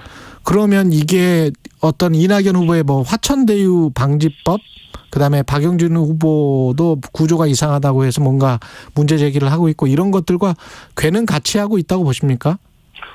그런 거에 뭐 같이 논의할 수 있는 거죠. 이제 앞으로 향후에 이런 문제들에 대해서 우리 사회가 요번에 이렇게 논란이 불거지고 그 과정에서 부동산이 굉장히 급등하지 않았습니까? 그렇죠. 그러면서 생겨났던 문제들에 대해서는 우리가 대책을 요번에 꼼꼼하게 세우고 이거는 그야말로 공공으로 돌리는 그런 그 이재명 지사가 그때 했던 것도 민간으로 다 가려고 하는 거를 막고 나서서 그거를 공공으로 돌린 거 아니겠어요? 근데 그거를 다 돌릴 수가 없었던 거죠. 왜 그러냐면 그 사업에 들어가는 비용이 워낙 큰 비용이기 때문에 그걸 성남시가 그 비용을 다 댈 수가 없었단 말이에요. 지방채를 발행할 수 있는 권한이 없었습니다. 그렇기 때문에 민간하고 합작해서 할 수밖에 없었고 그런 과정에 그나마 막아서 5,503억을 돌렸는데 그것도 나중에 920억은 이익이 더 남을 것 같아서 더 돌리게 한 거 아니에요? 그래서 그 화천대유 대표가 나중에 재판 과정에서 그 다 이미 설계까지 해놓고 이득이 남게 되니까 한 1,000억에 가까운 돈을 더 뺏어갔다, 공산당 갔다 이렇게까지 비난했던 그런 사안입니다. 근데 그것은 마치 뭐 다 이재명 후보가 잘못된 것이냐 그렇게 얘기하는 거는 경광부회고 앞으로 이런 상황으로 해서 벌어질 일들에 대해서는 제도를 만들어서 확실하게 그건 막자라고 하는 게 이재명 후보의 지금의 갖고 있는 생각입니다. 이낙연 후보 캠프 쪽에서는 뭐 우리가 공격을 하는 건 아니지만 사실을 밝혀라는 식으로 어떻게 보면 이제 뭐랄까요 그 추미애 후보 표현에 따르면 물타기 프레임이랄까요 뭐 이런 식의 어떤 그 공격도 아닌 그러나 이 약간 약 올리는 것 같은 그런 그 제스처란 말이죠. 이 약간 좀 섭섭하십니까? 아니면 지금 아직까지도 캠프 간에 어떤 갈등이 남아 있는 겁니까? 아니, 저는 예. 이번 과정을 통해서 이낙연 예. 후보께서 이 논란의 핵심은 이미 두 차례 얘기했기 때문에 예. 이미 다 전달이 돼 있다고 생각합니다. 예. 그 앞에서도 얘기했던 극소수 민간 투기꾼 손아귀에 다 들어가려고 했던 대장동 사업을 민관 합동의 공영개발로 바꿔서 5,503억을 가져온 거 아닙니까?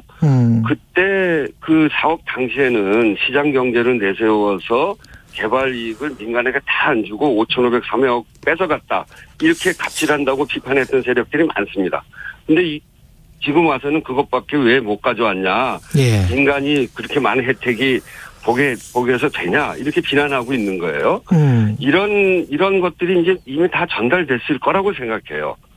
그런데 여기에다 국민의힘이 검찰 청부 고발 사건으로 해서 윤석열 후보에게 도덕성 위기가 돌아가는 것을 물타기 하려고 하는 그런 의도까지 여기 보인단 말이죠. 예. 그래서 이게 여야 간의 전선이 분명하게 있는데 이낙연 후보께서는 그렇게 저희들이 설명하고 있는 것에 대해서는 잘 들으려고 하지 않는 것 같고 오히려 국민의힘에서 이렇게 물타기 하려는 것 여기와 비슷한 이야기를 하시기 때문에 이제 뭐 저희뿐 아니라 지금 민주당에서 나서고 있는 여러 대선 후보들이 적절치 않다 이렇게 지적하고 있는 거죠. 그런 점에서 저는 이낙연 후보 측과 함께 이런 문제들을 앞으로 공동으로 같이 대응해 가는 것이 좋겠다. 이건 전체적으로 이재명 후보만 공격하는 것이 아니라 민주당 전체를 공격하는 측면이 있기 때문에 예. 그런 점에서 공동으로 대응할 건 대응하고 또 경쟁할 건 경쟁하는 게 좋겠다.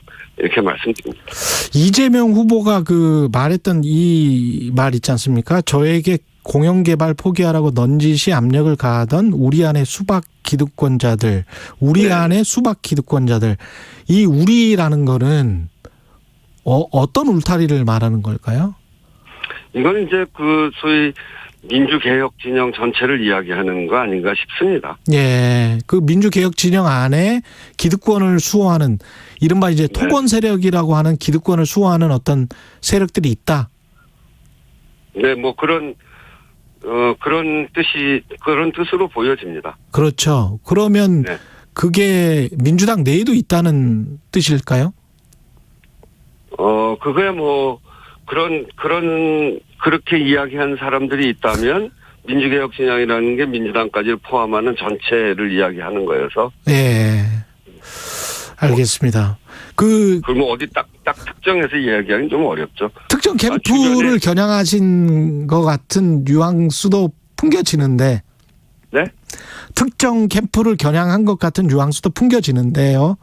혹시 그런 건 아니죠. 그런 건 아니고요. 공영개발 포기하라고 넌지시 압력을 가했던 사람들. 네. 그 당시에 그 사람들 아니겠어요? 네. 네. 알겠습니다. 그걸 이제 수박이라고 이렇게 표현을 해서. 예.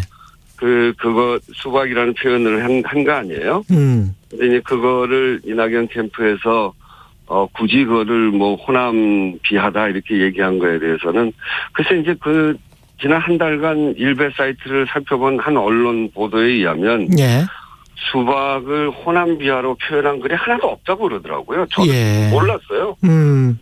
전혀 몰랐던 얘기고 수박이라는 표현은 겉은 파랗고 안은 빨개서 속과 겉이 다른 사람. 예. 이런 건데 이거를 호남 비하로 낙인 찍는 거는 좀 지나치게 지역주의를 활용하는 거 아니냐 이런 느낌이 들어서 예. 좀 유감스러운 표현인 것 같습니다. 이재명 후보 측도 이제 추미애 후보의 이 물타기 프레임에 관해서 이야기를 하고 계시는데 고발 사주 의혹과 관련해서는 어떻게 생각하십니까? 그거는 그것대로 진실이 좀 밝혀지고 있다고 보십니까? 네, 지난 연휴 기간 동안에 그거를 제보했던 분의 핸드폰을 포렌식을 해서 예. 그분 조성은 씨의 언급에 의하면 진실이 많이 밝혀지고 있고 예. 그것은 더 추가적으로 이 문제에 대한 규명이 진행이 될 것이다 이렇게 이야기를 하고 있기 때문에 저는 그건 뭐 굉장히 중요한 사건 아닙니까? 그야말로 검찰권의 공권력을 이용을 해서 이런 농단을 한 사건인데 그런 점들은 좀 더 분명하게 밝혀져야죠. 예, 알겠습니다. 오늘은 여기까지 하겠습니다. 말씀 감사합니다. 네, 감사합니다. 예, 더불어민주당 이재명 후보 캠프의 우원식 선대위원장이었습니다. 공정, 공익, 그리고 균형. 한 발짝 더 들어간다. 세상에 이익이 되는 방송. 최경영의 최강시사.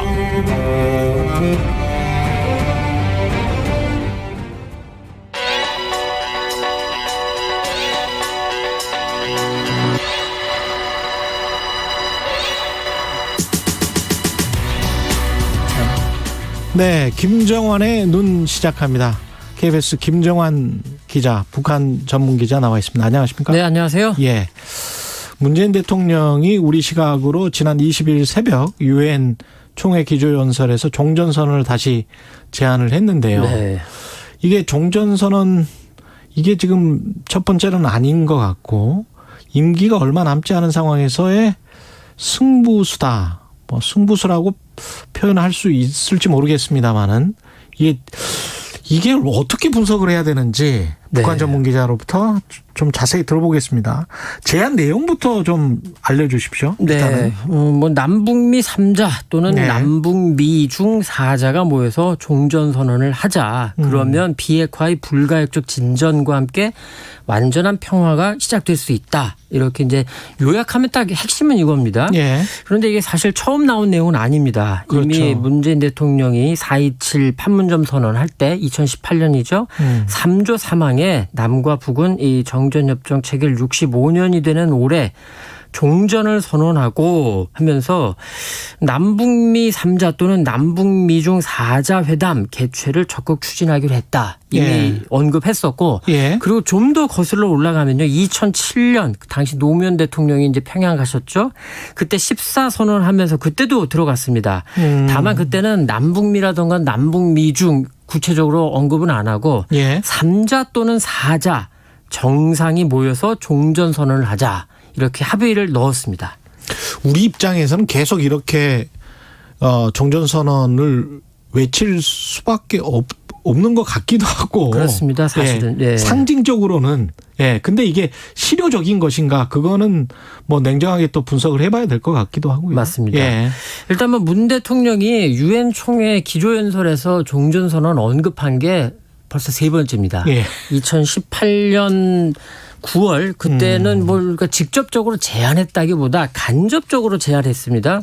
비핵화를 위한 과감한 조치들이 이 관련국들 사이에서 실행되고 그게 종전선언으로 이어질 것을 기대한다. 좀 간접적으로 언급을 했고 지난해 9월입니다. 그때는 이제 코로나 때문에 직접 참석을 못 하셨죠. 그냥 온라인으로 했는데 종전선언이야말로 한반도에서 비핵화와 함께 항구적 평화체제의 길을 여는 문이 될 것이다. 근데 지금 발언의 수위가 조금씩 올라가면서 그러네요. 이번에는 조금 더 세게 제안했다 이렇게 말씀드릴 수 있습니다. 그 발언 수위가 올라간다는 거는 어떻게 보면 자신감의 표현일 수도 있고 잘 안 받아주니까 그렇습니다. 계속 발언 수위를 높이는 것일 수도 있고 어떻게 보세요? 이번에 말씀하신 거는 이제 이전의 제안들이 대통령이 던지긴 했는데 별로 반응들이 없었거든요. 그러니까 다시 한번 왜 던졌을까 이걸 봐야 되는데 여기서 잠깐 지나간 이야기를 좀 하겠습니다. 종전선언 발제자가 누군지 혹시 아세요? 모르죠. 발제자 누굽니까? 아들 부시 대통령입니다. 이게 무슨 말씀이냐면 2006년 11월 베트남 하노이에서 노무현 대통령과 이제 한미 정상회담 했는데 그때 부시 대통령이 꺼냈습니다. 북한이 핵을 포기하면 종전선언과 평화조약을 체결할 용의가 있다. 핵을 포기하면? 물론 전제 조건은 있지만 왜 그때 부시 대통령이 이 이야기를 했냐. 육자회담이 제대로 굴러가지 않고 있었습니다. 북핵 문제가 굉장히 난항을 거듭하고 있었고 그러면서 부시 대통령도 뭔가 돌파구가 좀 필요했기 때문에 그걸 위해서 종전선언 물론 종전선언만 꺼낸 게 아니라 평화협정, 평화조약 체결의 하나로서 꺼낸 겁니다. 부시 대통령이. 그런데 이후에도 사실 이게 잘 안 됐어요. 그러니까 이듬해 2007년 7월에 호주 시드니에서 또 한미 정상회담이 열렸는데 다시 부시 대통령이 언급을 조금 주저하고 있는 분위기가 있었고 그러니까 노무현 대통령이 북미 대화를 어떻게든 굴려가려고 이 종전선언을 조금 더 확인해 주십시오. 명확하게 좀 얘기해 주십시오라고 말을 꺼냈고 그러면서 이제 부시 대통령이 다시 얘기를 했습니다. 또 종전선언 하자고. 예. 자, 이게 무슨 말씀이냐면 그리고 여기서 한 가지 흥미로운 게 2007년 7월 당시 노무현 대통령 비서실장 짐작하시겠지만 문재인 현 대통령입니다. 그러네요. 당시 상황을 굉장히 문재인 당시 비서실장이 알고 있었을 거고요. 예. 그렇게 보면 지금 문재인 대통령도 지금 굉장히 비슷한 상황입니다. 지금 북미 대화가 완전히 꽉 막혀 그렇죠. 있죠. 예. 그렇기 때문에 이게 조금 뭐 적절한 표현인지 모르겠지만 북미 대화를 조금 불을 일으키기 위해서 일종의 불쏘시개 역할을 하는 거군요. 번개탄처럼 써보겠다. 라는 게 좀 강해 보입니다. 지금 사실 북미가 워낙 소 닭 쳐다보듯 네가 가라 하와이 이러고 있거든요. 그렇기 때문에 문 대통령으로서는 어떻게 해서든지 이 종전선언이라는 걸 던져서 이거는 뭐 이미 다른 시간에 다뤘으셨을 것 같지만 이거는 정치적 선언이거든요. 그렇죠. 어떤 강제성이 없는. 그렇죠. 그래서 북미가 그리고 중국까지 끌어들인다면 이걸 통해서 대화로 들어가는 입구를 좀 만들어 보겠다. 이런 측면이 좀 강해 보이는데 선언과 협정은 다른 거니까요. 물론 많이 다르죠. 그리고 또 하나 눈에 띄는 게 중국을 이번에 콕 집어서 남북미 또는 남북미 중 이렇게 말씀하셨습니다. 이게 사실 우리 일부에서는 중국 좀 부담스러워하는 게 분명히 있는데 대통령이 다시 중국을 거론하신 이유도 주목해서 봐야 되는데 개인적으로는 지금 미중 대결 구도 속에서 지금 중국이 미국 바이든 대통령 취임 이후에 이 미중 대결 구도가 구조화되고 있고 굉장히 압박이 드세지고 있고 이러면서 일부에서 또 우려하는 게 사실은 기후위기라든가 북핵 문제는 미중이 협력할 수 있는 거 아니냐 이런 기대 섞인 관측이 있었는데 지금의 미중 대결 구도를 보면은 중국이 그렇게 선뜻 나서기가 어려워 보인다. 오히려 북핵 문제를 중국이 미국에 대한 지렛대로 활용할 여지도 있어 보인다. 이런 우려가 있습니다. 이런 그렇겠네요. 맥락에서 볼 때 우리로서는 종전선언에 그냥 중국을 끌어들여서 아예 북핵 문제에 중국을 고착화시키자. 이런 의도가 조금 보입니다. 그리고 얼마 전에 왕이 중국 외교 담당 국무위원 겸 외교부장이 왔었는데 정우영 외교부 장관이 왕이 부장에게 이제 종전선언 얘기를 했다라고 지금 그 정우영 장관이 밝혔는데 굉장히 적극적인 모습을 보였다라고 합니다. 중국도 여기에 대해서 관심이 있다는 얘기거든요. 이런 점들을 두루두루 볼 때 문재인 대통령이 만약에 북미가 호응을 하면 좋고 그런데 당장은 아니더라도 이 종전선언을 다음 정부, 다음 정권도 활용할 수 있는 여지를 남겨놓겠다. 이런 조금 측면도 있는 게 아닌가. 거기에다가 중국까지 좀 확실하게 개입을 시키면 부담스러운 부분도 있지만 미중 대결 구도 속에서 북핵 문제를 지렛대로 써먹는 걸 좀 막을 여지가 있지 않냐 이렇게 보는 게 아닌가 싶습니다. 야, 우리가 주체적으로 나서서 뭔가 일이 잘 해결되면 좋을 거는 같은데요. 결국은 지금 시간이 뭐 얼마 안 남았어요. 한 30초밖에 안 남았는데 누가 키를 쥐고 있는 겁니까? 종전선언과 관련해서. 참 어려운 부분인데요. 일단은 미국이 조금 적극적으로 나서주면 좋겠다라고 싶습니다. 왜냐하면 오늘 이제 북한 외무성 부상이 담화를 냈는데 뭐 종이짝이라든가 허상이다라고 비판적으로 밝혔습니다만 그러면서도 종전선언의 상징적 의미는 이해를 하고 그리고 평화체제로 넘어갈 때 이 종전선언 한 번은 짚어야 한다라고 밝혔습니다. 이렇게 본다면 사실은 북한도 관심은 있는데 관심 있네. 내가 나서가지고 이거 하겠다. 왜냐하면 트럼프에 대한 학습 효과가 있거든요. 미국을 과연 우리가 믿을 수 있냐.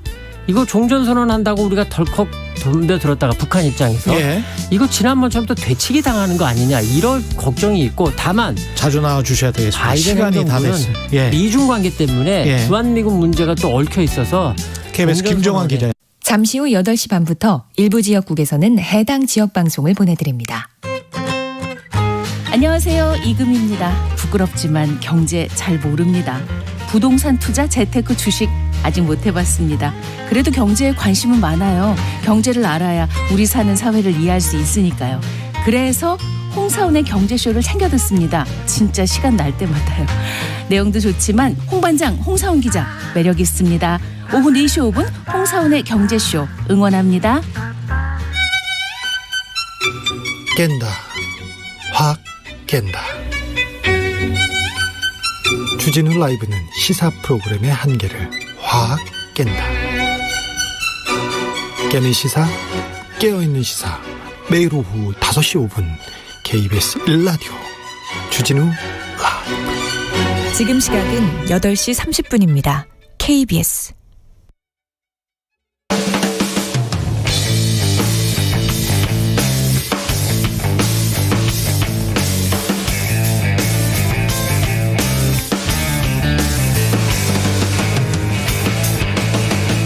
최경영의 최강 시사.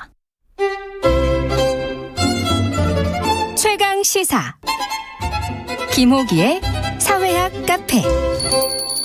어서 오세요.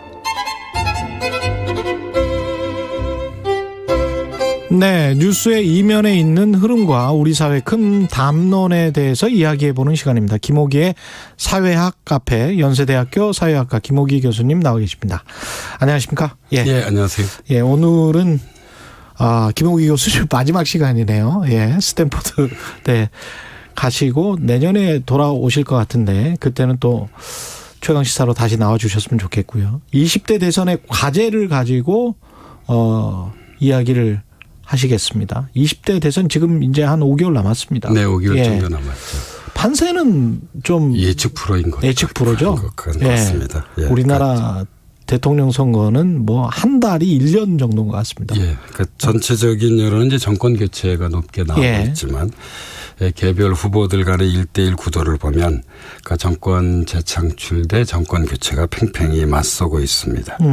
예, 그래서 민주당은 이제 10월 초쯤에 후보가 결정이 되고요. 그렇죠. 국민의힘은 11월 초에 후보가 결정이 될 터인데 네. 이 양당 후보가 모두 결정이 되면 정권 재창출이냐 교체냐를 두고 아주 경쟁이 치열할 것으로 보입니다. 현재 좀 이채로운 건 그 여야 모두 국회의원 경험이 없는 사람들이 1위를 달리고 있다는 점입니다. 그러네요. 이재명 지사의 경우는 시정과 도정의 경험이 있고 윤석열 전 총장의 경우는 검찰 경험이 있지만 앞선 대선들과 비교할 때 주목할 특징인 것 같습니다. 그래서 그러네요. 길게 보자면 이제 21세기 들어와서요. 2002년 16대 대선과 2012년 18대 대선은 팽팽했었고요. 2007년 17대 대선과 2017년 19대 대선은 대세론이 있었습니다. 그런데 이번 2020년 대선은 현재 다시 팽팽해진 셈입니다. 그래서 홀수가 붙여진 대선은 좀 대세론이 우위였었고요. 이제 16대 18대 그리고 20대 이 짝수의 대선은 좀 팽팽한 대선인 것으로 보입니다. 묘한 어떤 그런 묘하네요.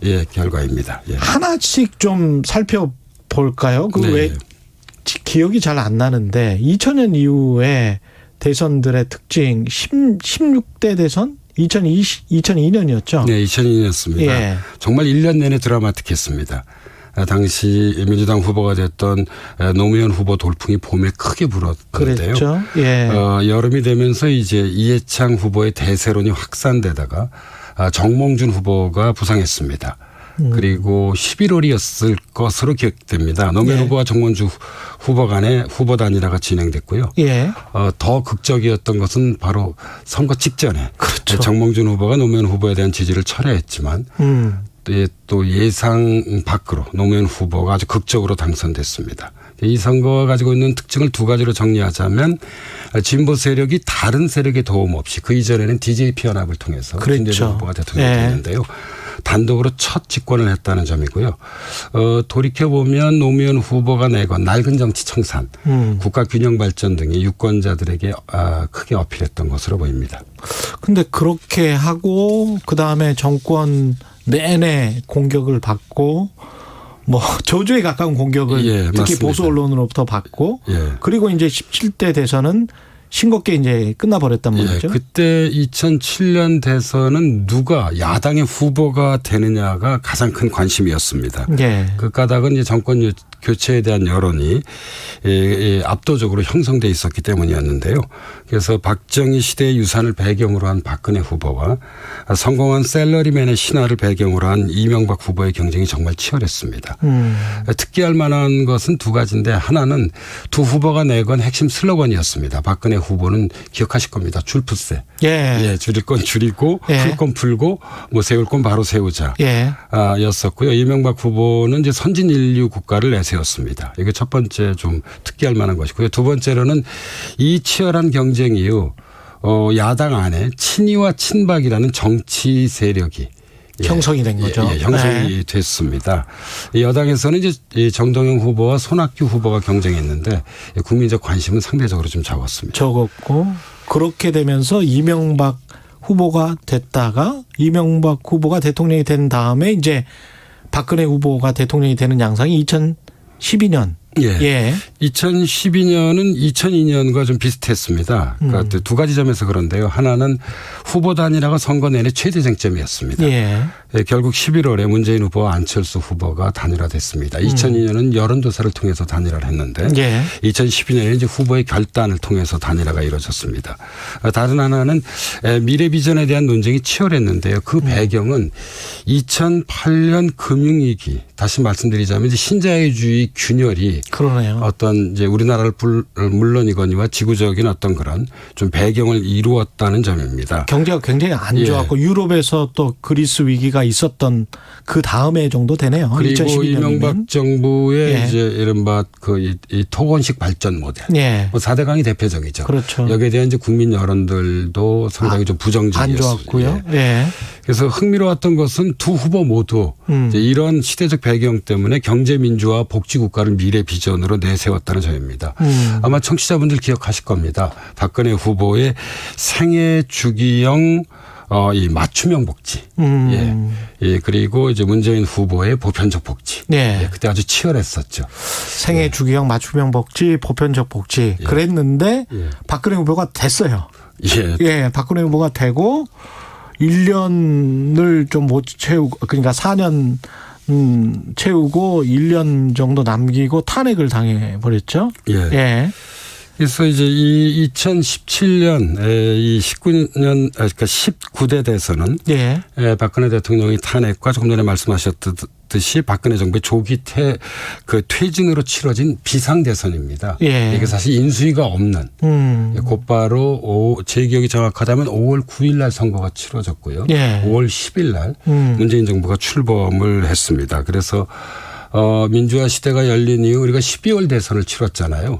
이쪽이 이제 첫눈 대선인데. 그렇죠. 이 2017년에는 5월 대선, 장미 대선을 치렀습니다. 앞으로는 계속 만약에 이 제도가 유지가 된다면 계속 봄에 대선을 치러야 되는. 그래서 이제 인수위를 둬야 하기 때문에 이제 3월 대선이 치러질 터인데요. 그렇죠. 그래서 우리가 이제 뭐 벚꽃 대선이라고 이름을 붙일 수 있을지 모르겠습니다. 이 대선에서 특기할 만한 것은 두 가지였는데 역시.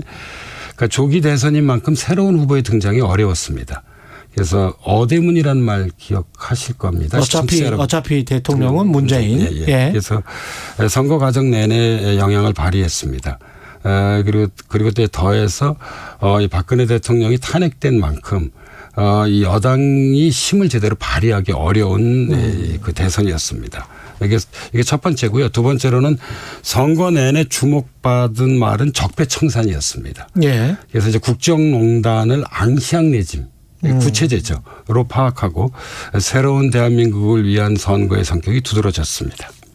그랬군요. 그때 대선 때 이재명 지사도 후보로 나왔었죠. 여당 후보 경선에 나왔었죠. 그다음에 지금 야당의 유력 후보 중에 한 명인 홍준표 의원도 나왔었고. 홍준표 후보는 직접 본선까지 갔었죠. 갔었죠. 그래서 25% 그렇죠. 정도 받았던 것으로 기억합니다. 이게 어떤 꼭 뭐라고 해야 될까요? 재수나 삼수를 해야 대통령이 되는 어떤 패턴인가요? 어떻게 봐야 될까요? 두 가지를 좀 말씀드리고 싶은데요. 하나는 이제 그 지지의 기억이라는 게 있습니다. 지지의 기억? 예. 그러니까 이제 과거에 누구를 지지했던, 지금은 철회했더라도 그런 기억이 있는 거죠. 예. 그래서 그 사람을 지지했던 기억이 현재의 판단에 영향을 미치는 것입니다. 그래서 이제 이 점에서 이재명 지사와 홍준표 의원은 좀 다른 후보들하고 좀 차별이 좀 있는 것 같습니다. 좀 유리한 거네요, 그러면. 유리할 수도 있고 불리할 수도 있습니다. 불리할 수도 요즘 있습니까? 뭐 선거에서는 뭐 호감 못지않게 비호감도 중요하기 때문에. 그렇죠. 예, 그래서 이걸 좀 말씀드릴 수 있는데요. 예. 이게 참, 이 정치라고 하는 게 정말 변화무쌍하다고 생각되는 게, 이 지사의 경우 17년 당시 유력한 다른 경쟁자들이 있었습니다. 안희정 전 충남지사, 박원순 전 서울시장 등이 있었죠. 이 지사만 남은 셈입니다. 그렇죠. 예, 그리고 홍 의원의 경우는 이제 17년 대선에서 제가 조금 전에 말씀드렸듯이 25%를 아마 간 넘어 지지를 얻었을 겁니다. 그런데 이제 국민의힘 후보가 될 가능성이 현재 상당히 있어 보이고. 그때는 또 탄핵 전국대였으니까. 1대1 대결 구도에서 또 뭐 나름대로 현재 유의미한 어떤 그런 여론조사 결과들을 보이고 있습니다. 그래서 두 번째로 말씀드리고 싶은 것은 지지의 기억에 이어서 정치인은 기다림의 예술인 것 같습니다. 기다림의 예술이다. 그래서 원래 이게 우리가 뭐 동양 고전에서 뭐 이제 정치가들을 흔히 얘기할 때 이거 오래 묵묵히 기다리는 사람들이 있잖아요. 그래서 이런 정치의 특성, 기다림의 예술로서의 특성은 뭐 옛날이나 지금이나 그대로 통용되고 있다는 어떤 그런 감에도 갖게 합니다. 그러네요. 그냥 갑작스럽게 거의 정치 신인급이었는데 대통령이 된 사람은 지금 생각해 보니까 민주화 이후에 이명박 대통령 정도 빼고는 김대중, 그렇죠? 김영삼, 김대중, 노무현 다 패배의 쓴맛들을 많이 보신 분들. 그렇죠. 이죠. 그래서 저는 뭐 그게 꼭 나쁘다고 생각하진 않습니다. 왜냐하면 국정을 운영한다는 게 참 어려운 일이잖아요. 그렇죠. 그래서 뭐 공부를 2번 혹은 3번 하는 것도 뭐 이렇게 꼭 부정적으로만 볼 필요는 없는 것 같습니다. 이게 어떤 지금 패턴이 보수 2번 하고 한 10년 하고 진보 2번 하고 뭐 이런 패턴이 있는데. 그걸 뭐 학계나 이제 언론에서는 10년 주기설이라고. 근데 이게 뭐 경제 쪽에서도 항상 뭐 이런 거 10년 주기 위기설 뭐 이런 거 나오지 않습니까? 근데 맞는 적은 없더라고요. 보면은 항상 역사가 되풀이되지는 않아요. 그래서 이제 뭐 좀 말씀 좀 드려보자면 그러니까 21세기 들어와 우리나라의 경우는 보수든 진보든 첫 번째 집권 후 치러진 대선은 치열했습니다. 근데 두 번째 집권 후 치러지는 대선은 야당이 절대적으로 유리했습니다. 그래서 저는 이제 5년 단임제 같은 우리나라 대통령제를 이렇게 표현한 적도 있는데요. 열망과 실망의 사이클이다. 그러니까 좀 약간 좀 열망과 실망의 사이클이다. 다른 개념으로 얘기하자면 열광과 환멸의 사이클이다. 그래서 보수에서 진보에서 보수로 세력 교체가 진행되면 새로운 시대에 대한 열망이 아주 커졌다가 10년을 주기로 실망이 그러니까 환멸이죠. 이 열망이나 열광을 압도하게 되는 것 같습니다. 그리고 이제 이 실망의 다른 말이 정권 교체에 대한 요구인 것 같은데요. 근데 이제 문제는 과연 그러면 이번 대선이 이런 경향에서 벗어나게 될 것인지 아닐 것인지가 관심사일 것입니다. 어떤 개혁에 대한 열망이 아직도 남아있는가에 대한 문제도 있겠네요. 그렇죠. 그래서 저는 그 진보 정권 10년이 아니라 이제 5년 후에 치러지는 선거잖아요. 그렇죠. 그래서 이제 2002년, 2012년처럼 팽팽할 것으로 좀 저는 예상을 하고 있고 현재 드러난 이런저런 조사들도 5대5 정도로 나타나고 있는데요. 팽팽하죠. 그래서 정치를 결정하는 핵심 두 요소는 구도와 인물입니다. 구도는 정권 교체가 더 유리하지만 인물에 대한 선호도는 현재 여야가 팽팽한 것 같습니다. 결국 1대1 대결 구도가 어떻게 짜여질 것인가가 저는 그 관건이라고 생각하는데요. 선거는 상대적인 거잖아요. 그렇죠. 예를 들자면 이 지사 대 윤 총장, 이 지사 대 홍 의원, 이 대표 대 윤 총장, 이 대표 대 홍의원 구도가 정착되면 다 각기 좀 조금씩 성격이 좀 다릅니다. 예. 그래서 유권자들의 판단이 본격화되고 구체화될 것으로 보입니다. 예. 네, 대선 기간 한 5개월 남았는데 이것만은 좀 유권자들이 놓치지 말아라. 우리의 역사적인 과제는 이거다. 사회학자로서 어떻게 생각하십니까? 이번 대선은? 내년 2022년은 민주화 시대가 열린 후 35년이 되는 해입니다. 민주화 이후 한국 사회를 여는 저는 대선이 되길 바라는데요. 민주화 이후라고 해서 우리가 민주주의를 넘어서자는 게 아니라 민주화 시대의 좋은 유산은 계승을 하고 예. 어떤 그런 문제적 유산은 극복해서 새로운 한국 사회로 가는 출발점으로서의 대선이 되길 바랍니다. 포퓰리즘, 플랫폼 시대, 예. 100세 시대, 기후위기. 그러니까 새로운 현상들이 현재 우리 사회를 구속하고 있습니다. 그래서 이런 구속에 맞서서 국민 다수의 삶의 질을 제고할 수 있는 비전과 정책을 놓고 치열하게 논쟁하는 대선이 되길 바라고 있습니다. 예. 꼭 돌아와 주시기를 바라는 많은 분들의 그 문자가 지금 쇄도하고 있습니다. 그 인사 말씀 좀 예. 예. 예. 좋은 사회란 제가 보기에 정치와 경제와 문화가 맡은 바 자신의 역할을 다하는 사회입니다. 예. 좋은 정치란 좋은 경제를 뿌리내리게 하고 좋은 문화가 자리를 잡는데 중심추와도 같은 역할을 맡는 것입니다. 예. 벌써 혼탁하고 과열되어 있지만 그럼에도 불구하고 이번 대선이 좋은 정치로 가는 전환점이 되길 바라고 있습니다. 국민 여러분들께서도 네. 청취자 여러분들께서도 똑똑히 지켜보시고 현명한 선택을 하시기를 소망하고 있습니다. 예. 그동안 이 코너를 통해 청취자 여러분들께 말씀을 드릴 수 있어서 개인적으로 무척 즐거웠습니다. 예. 12월에 제가 다시 돌아오면 다시 돌아오신대요. 다시 말씀드릴 기회가 주어지면 또 찾아뵙도록 하겠습니다. 그동안 정말 감사했습니다. 예. 다시 돌아오시기로 약속을 하시고 가시는 거니까 흔쾌히 보내드려야죠. 예, 말씀 감사하고 사회학 카페 김옥이 연세대학교 교수였습니다. 고맙습니다. 예, 감사합니다. 예, KBS 1라디오 최경영의 최강시사 듣고 계신 지금 시각은 8시 46분입니다. 이 시각 교통정보입니다. 평소 출근길 교통량에 비해서 많지 않은 편인데요. 다만 서울 시내에는 돌발 구간들을 주의하셔야겠습니다. 내부순환도로 성수분기점 방면으로 홍남교 남단 부근에서 사고가 났습니다. 연희램프부터 홍제램프 쪽으로 운행이 어려워졌고요. 강변북로 구리 쪽으로는 성수대교 북단 부근 4차로에 고장난 차량이 길을 막고 서 있어서 차선 변경 잘하셔야겠습니다. 고속도로는 수도권 제1순환고속도로 판교에서 구리 쪽으로 강일나들목 4차로와 갓길에서 적재물 상차 작업이 계속되고 있습니다. 상일나들목에서 강일나들목까지 3km 여파받고 있고요. 영동고속도로는 전보다 교통량 더 늘었습니다. 강릉 쪽으로 용인에서 양지터널 부근까지 6km 정체 이어지고 있습니다. 또 경부고속도로 서울 쪽으로는 달래내에서 반포 나들목까지 8km 사이에 차들이 몰려 지나고 있습니다. 목적지까지 안전운전하시기 바랍니다. KBS 교통정보센터였습니다.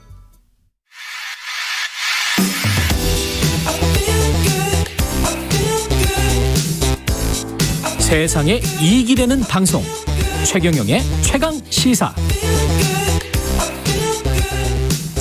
네, 추석 연휴에 뭐 볼 거 없냐 하시면서 오징어 게임 보신 분들이 많다고 합니다. 지금 미국 넷플릭스 드라마 부분에서 한국 드라마 최초로 1위를 차지하면서 DP, 스위트홈, 킹덤 등에 이어서 K드라마 열풍을 이끌고 있습니다. K드라마가 어떤 매력이 있는 건지 세계인들의 눈을 사로잡고 있는데요. 예, 김원식 대중문화평론가 나와 계십니다. 안녕하십니까? 예, 안녕하십니까? 예, 직접 나와주셔서 감사합니다. 아유, 저도 너무 감사합니다. 예, 이게 지금 황동혁 감독의 오징어 게임인데요. 예, 이정재 주연이더라고요. 네.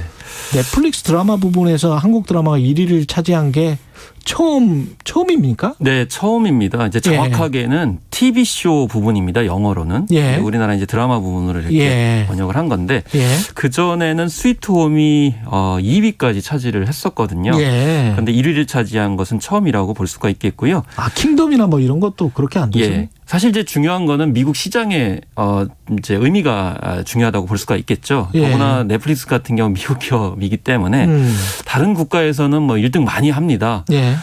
그래서 뭐 킹덤이라든지 스위트홈 DP 같은 경우도 뭐 중동이라든지 또 뭐 이제 아시아권에서는 항상 1등하고요. 예.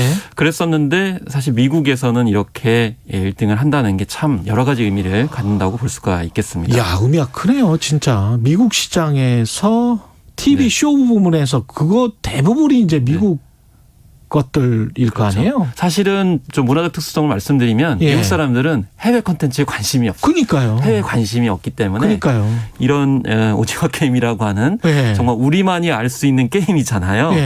그것을 소재로 한 드라마를 가장 많이 보고 있다. 이런 거는 참 어떻게 보면 순위에 상관없이 놀라운 문화적 변화라고 생각합니다. 오징어 게임이 이 운동장 같은데 뭐 그려놓고 우리가 어렸을 때 했던 그 게임인 거죠? 맞습니다. 그래서 처음에는 이제 가위바위보를 해가지고 이긴 사람과 진 사람 한 다음에 오징어 머리에 이제 먼저 이긴 사람이 있게 되고 그 사람이 공격자가 됩니다. 그리고 가위바위보에 진 사람들이 오징어 몸통에 해당된 부분에 있으면서 승자가 들어오지 못하도록 방어를 하는 막 밀치고 밀치고 그렇지만은 이 공격하는 사람들은 핸디캡이 있죠. 뭐냐면 맨 처음에 이제 한 발로 맞아요. 허리 부분을 이제 한 번 건너면 이제 설 수 있고 그다음에 또 한 번 건너면 되면 밑에 부분만 들어갈 수 있고 3번 건너면 안에까지 들어가서 세모에 해당되는 그 머리 부분까지 이게 찍을 수 있는 그런 권한이 주어지는데 이 막는 사람들은 계속 막아야 되는 그런 상황인데 이 드라마에서는 오징어 게임이 전부 나오는 건 아니고요. 마지막 파이널, 마지막 게임이 오징어 게임이고 그 전에 5가지 게임이 나옵니다. 예를 들면 무궁화 꽃이 피었습니다도 있고 달고나 설탕을 이렇게 무늬를 찍어가지고 그걸 이제 만들어내는 장면도 있고 줄다리기라든지 구슬치기와 같은 우리가 익숙한 그런 게임들이 놀이가 이제 많이 나오는 것이죠. 그런데 이게 지금 실제 내용은 굉장히 좀 그 폭력적이잖아요.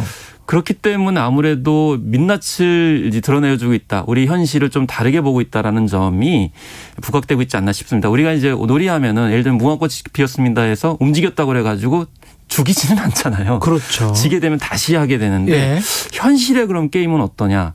자본주의 구조 속에서 굉장히 냉혹할 수가 있다는 거거든요. 이게 드라마의 내용을 좀 설명을 드려야 되는데 내용이 456억을 두고 456명이 생존 경쟁을 벌이는 거예요. 근데 한 사람이 탈락한다는 게 그냥 지는 게 아니고 총으로 사살을 하거든요. 게임에 치면. 그러면 한 명당 1억씩 올라가요. 그래서 최종적으로 한 명이 456억의 돈을 갖게 되는 생존 게임을 표방하고 있는 드라마 형식이에요.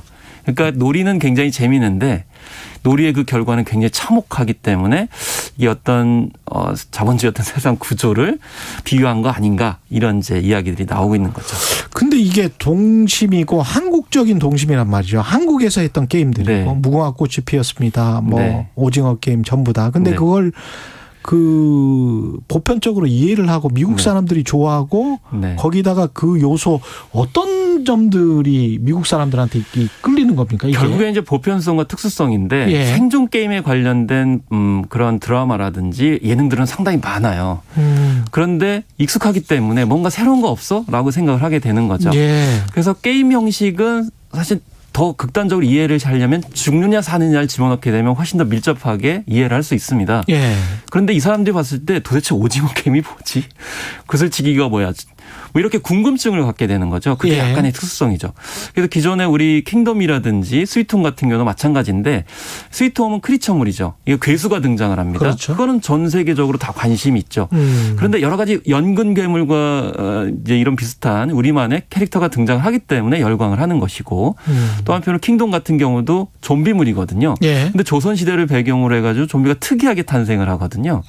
이런 점들이 보편적인 점과 특수성이 같이 결합하게 되면서 세계적으로 주목을 받고 있다 이렇게 요약할 수가 있겠습니다. 이게 근데 이제 표절이 아니냐 이런 언급을 하시는 분들도 있더라고요. 도박묵시록 카이지? 이게 이 어떤 구체적인 작품 이름까지 나왔는데 이게 이제 1990년대에 이제 나왔던 그런 작품인데요. 그래서 뭐 식은 비슷할 수가 있어요. 근데 우리가 따져봐야 될 게 뭐냐면은 포맷이라는 것과 아이디어를 구분을 좀 해주자라는 것입니다. 사실 도박묵시록 카이지 같은 경우는 비슷한 면이 있어요. 아마 그 대본을 쓰는 과정에 영향을 받았을 거라고 저는 생각을 해요. 근데 이게 표절이냐라는 건 좀 다를 수가 있는 거거든요. 왜냐하면 이 빛에 몰린 주인공이 어떤 도박을 통해 가지고 상금을 받아서 위기를 탈출한다. 이건 어떻게 보면 아이디어거든요. 그런데 그렇죠. 구체적으로 어떤 게임을 하고 어떤 방식으로 탈출하는지에 대해서는 폼에서 해당되기 때문에 그렇죠. 이걸 표절할 수 있느냐라는 건데 다만 우리가 이제 도의적인 그런 출처에 대해서는 영향을 받았음을 밝혀주는 게 필요한데 예를 들면 박찬욱 감독이나 봉준호 감독은 자신이 영화를 만들 때 영향을 받았음을 밝혀요. 그러니까 완전히 똑같게 이제 표절한 건 아니지만 영향을 받았기 때문에 그걸 이제 전문적으로 오마주라고 얘기하거든요. 그래서 우리가 오마주 문화가 사실 없는 것은 굉장히 좀 안타까운 점이 있어요. 그래서 영향을 받았으면은 뭐 이 작품에서 영향을 받았다라고 하는 것이 일종의 창조자, 그러니까 창작자로서의 기본적인 도의 아닌가. 저작권법에 상관없이 그런 문화들을 만들어낸 것이 좀 필요하다고 봅니다. 근데 뭐 빛에 몰린 사람이 아니면 생존 게임에 어떤 그 불가피하게 들어가서 무슨 게임 같은 것을 통해서 그게 죽자 사자의 게임 뭐 끝판왕이었던가 이정재 나왔던 그 영화도 그렇죠. 사실은 비슷한 플롯인데. 예, 그렇죠. 그런 형식들은 상당히 많이 있습니다. 그런데 구체적인 디테일에 관련돼 가지고 고민해야 되고요. 아까 말씀하신 도박묵시록 작품 같은 경우는 그럼 다른 작품을 참조 안 했겠냐는 거죠. 그렇죠. 그래서 문화라는 것이 굉장히 비슷할 수 있지만은 굉장히 세세한 부분에서 어떻게 차별성을 보이느냐 이걸 가지고 판단을 해야 되고요. 어떤 공헌과 기여를 했느냐를 중점적으로 보는 것이 저는 앞으로의 미래를 위해서도 바람직하다고 생각이 듭니다. 우리가 그리고 이제 영화 이 창작물을 볼 때 그 어떤 윤리적 시선으로 또 보는 게 있지 않습니까? 그렇죠. 그래서 이 영화 같은 경우도 뭐 노동자, 노인, 여성에 대한 차별적 시선이 담겨 있다. 네. 근데 이 어떻게 보세요? 이게 창작자. 사실 이걸 좀 배경을 이해해야 되는데 이 작품은 2009년도에 쓰여졌다고 해요. 기회까지 치면 그 전에 쓰여질 것을 겁니다. 그런데 우리 사회가 지금 인권 감수성이 굉장히 많이 진일보하고 있거든요. 그렇죠. 그 사이에 어떤 구체적인 표현이라든지 묘사에 있어서는 인권 감수성이 맞지 않는 부분이 있어요. 또 가장 많이 이야기한 것이 여성에 대한 묘사 부분이 좀 많이 지적이 됐거든요. 여성에 대한 편견을 조장할 수 있는 부분인데 그런데 이 드라마의 전체적인 그런 흐름은 인간 군상을 다양하게 보여주는 거거든요. 근데 결론적으로 문화 콘텐츠에서 눈여겨봐야 될 것은 어떤 방향성을 지향하고 있는가거든요. 근데 여기서 외국인 노동자나 노인 묘사나 여성에 대한 차별적인 시선이 있는데 방향성은 외국인 노동자의 애환도 보여주고요. 노인을 힘없다고 해서 무시하는 게 아니고 노인을 배려한 주인공이 나중에 생존에 유리하게 되는 상황도 벌어지게 되고 또 탈북 여성들의 현실도 보여주거든요. 그렇기 때문에 개별적인 묘사에 대해서는 감수성이 떨어진 부분을 좀 고안을 해야 될 것 같고 다만 맥락과 전체적인 방향성 속에서 판단하는 것이 좀 바람직하지 않나 싶습니다. K-드라마, K-팝에 이어서 참 큰 선전을 하고 있네요. 지금까지 김원식 대중문화평론가였습니다. 감사합니다. 예, 감사합니다. 최경영의 최강시사였습니다. 고맙습니다. 수도권 4단계, 비수도권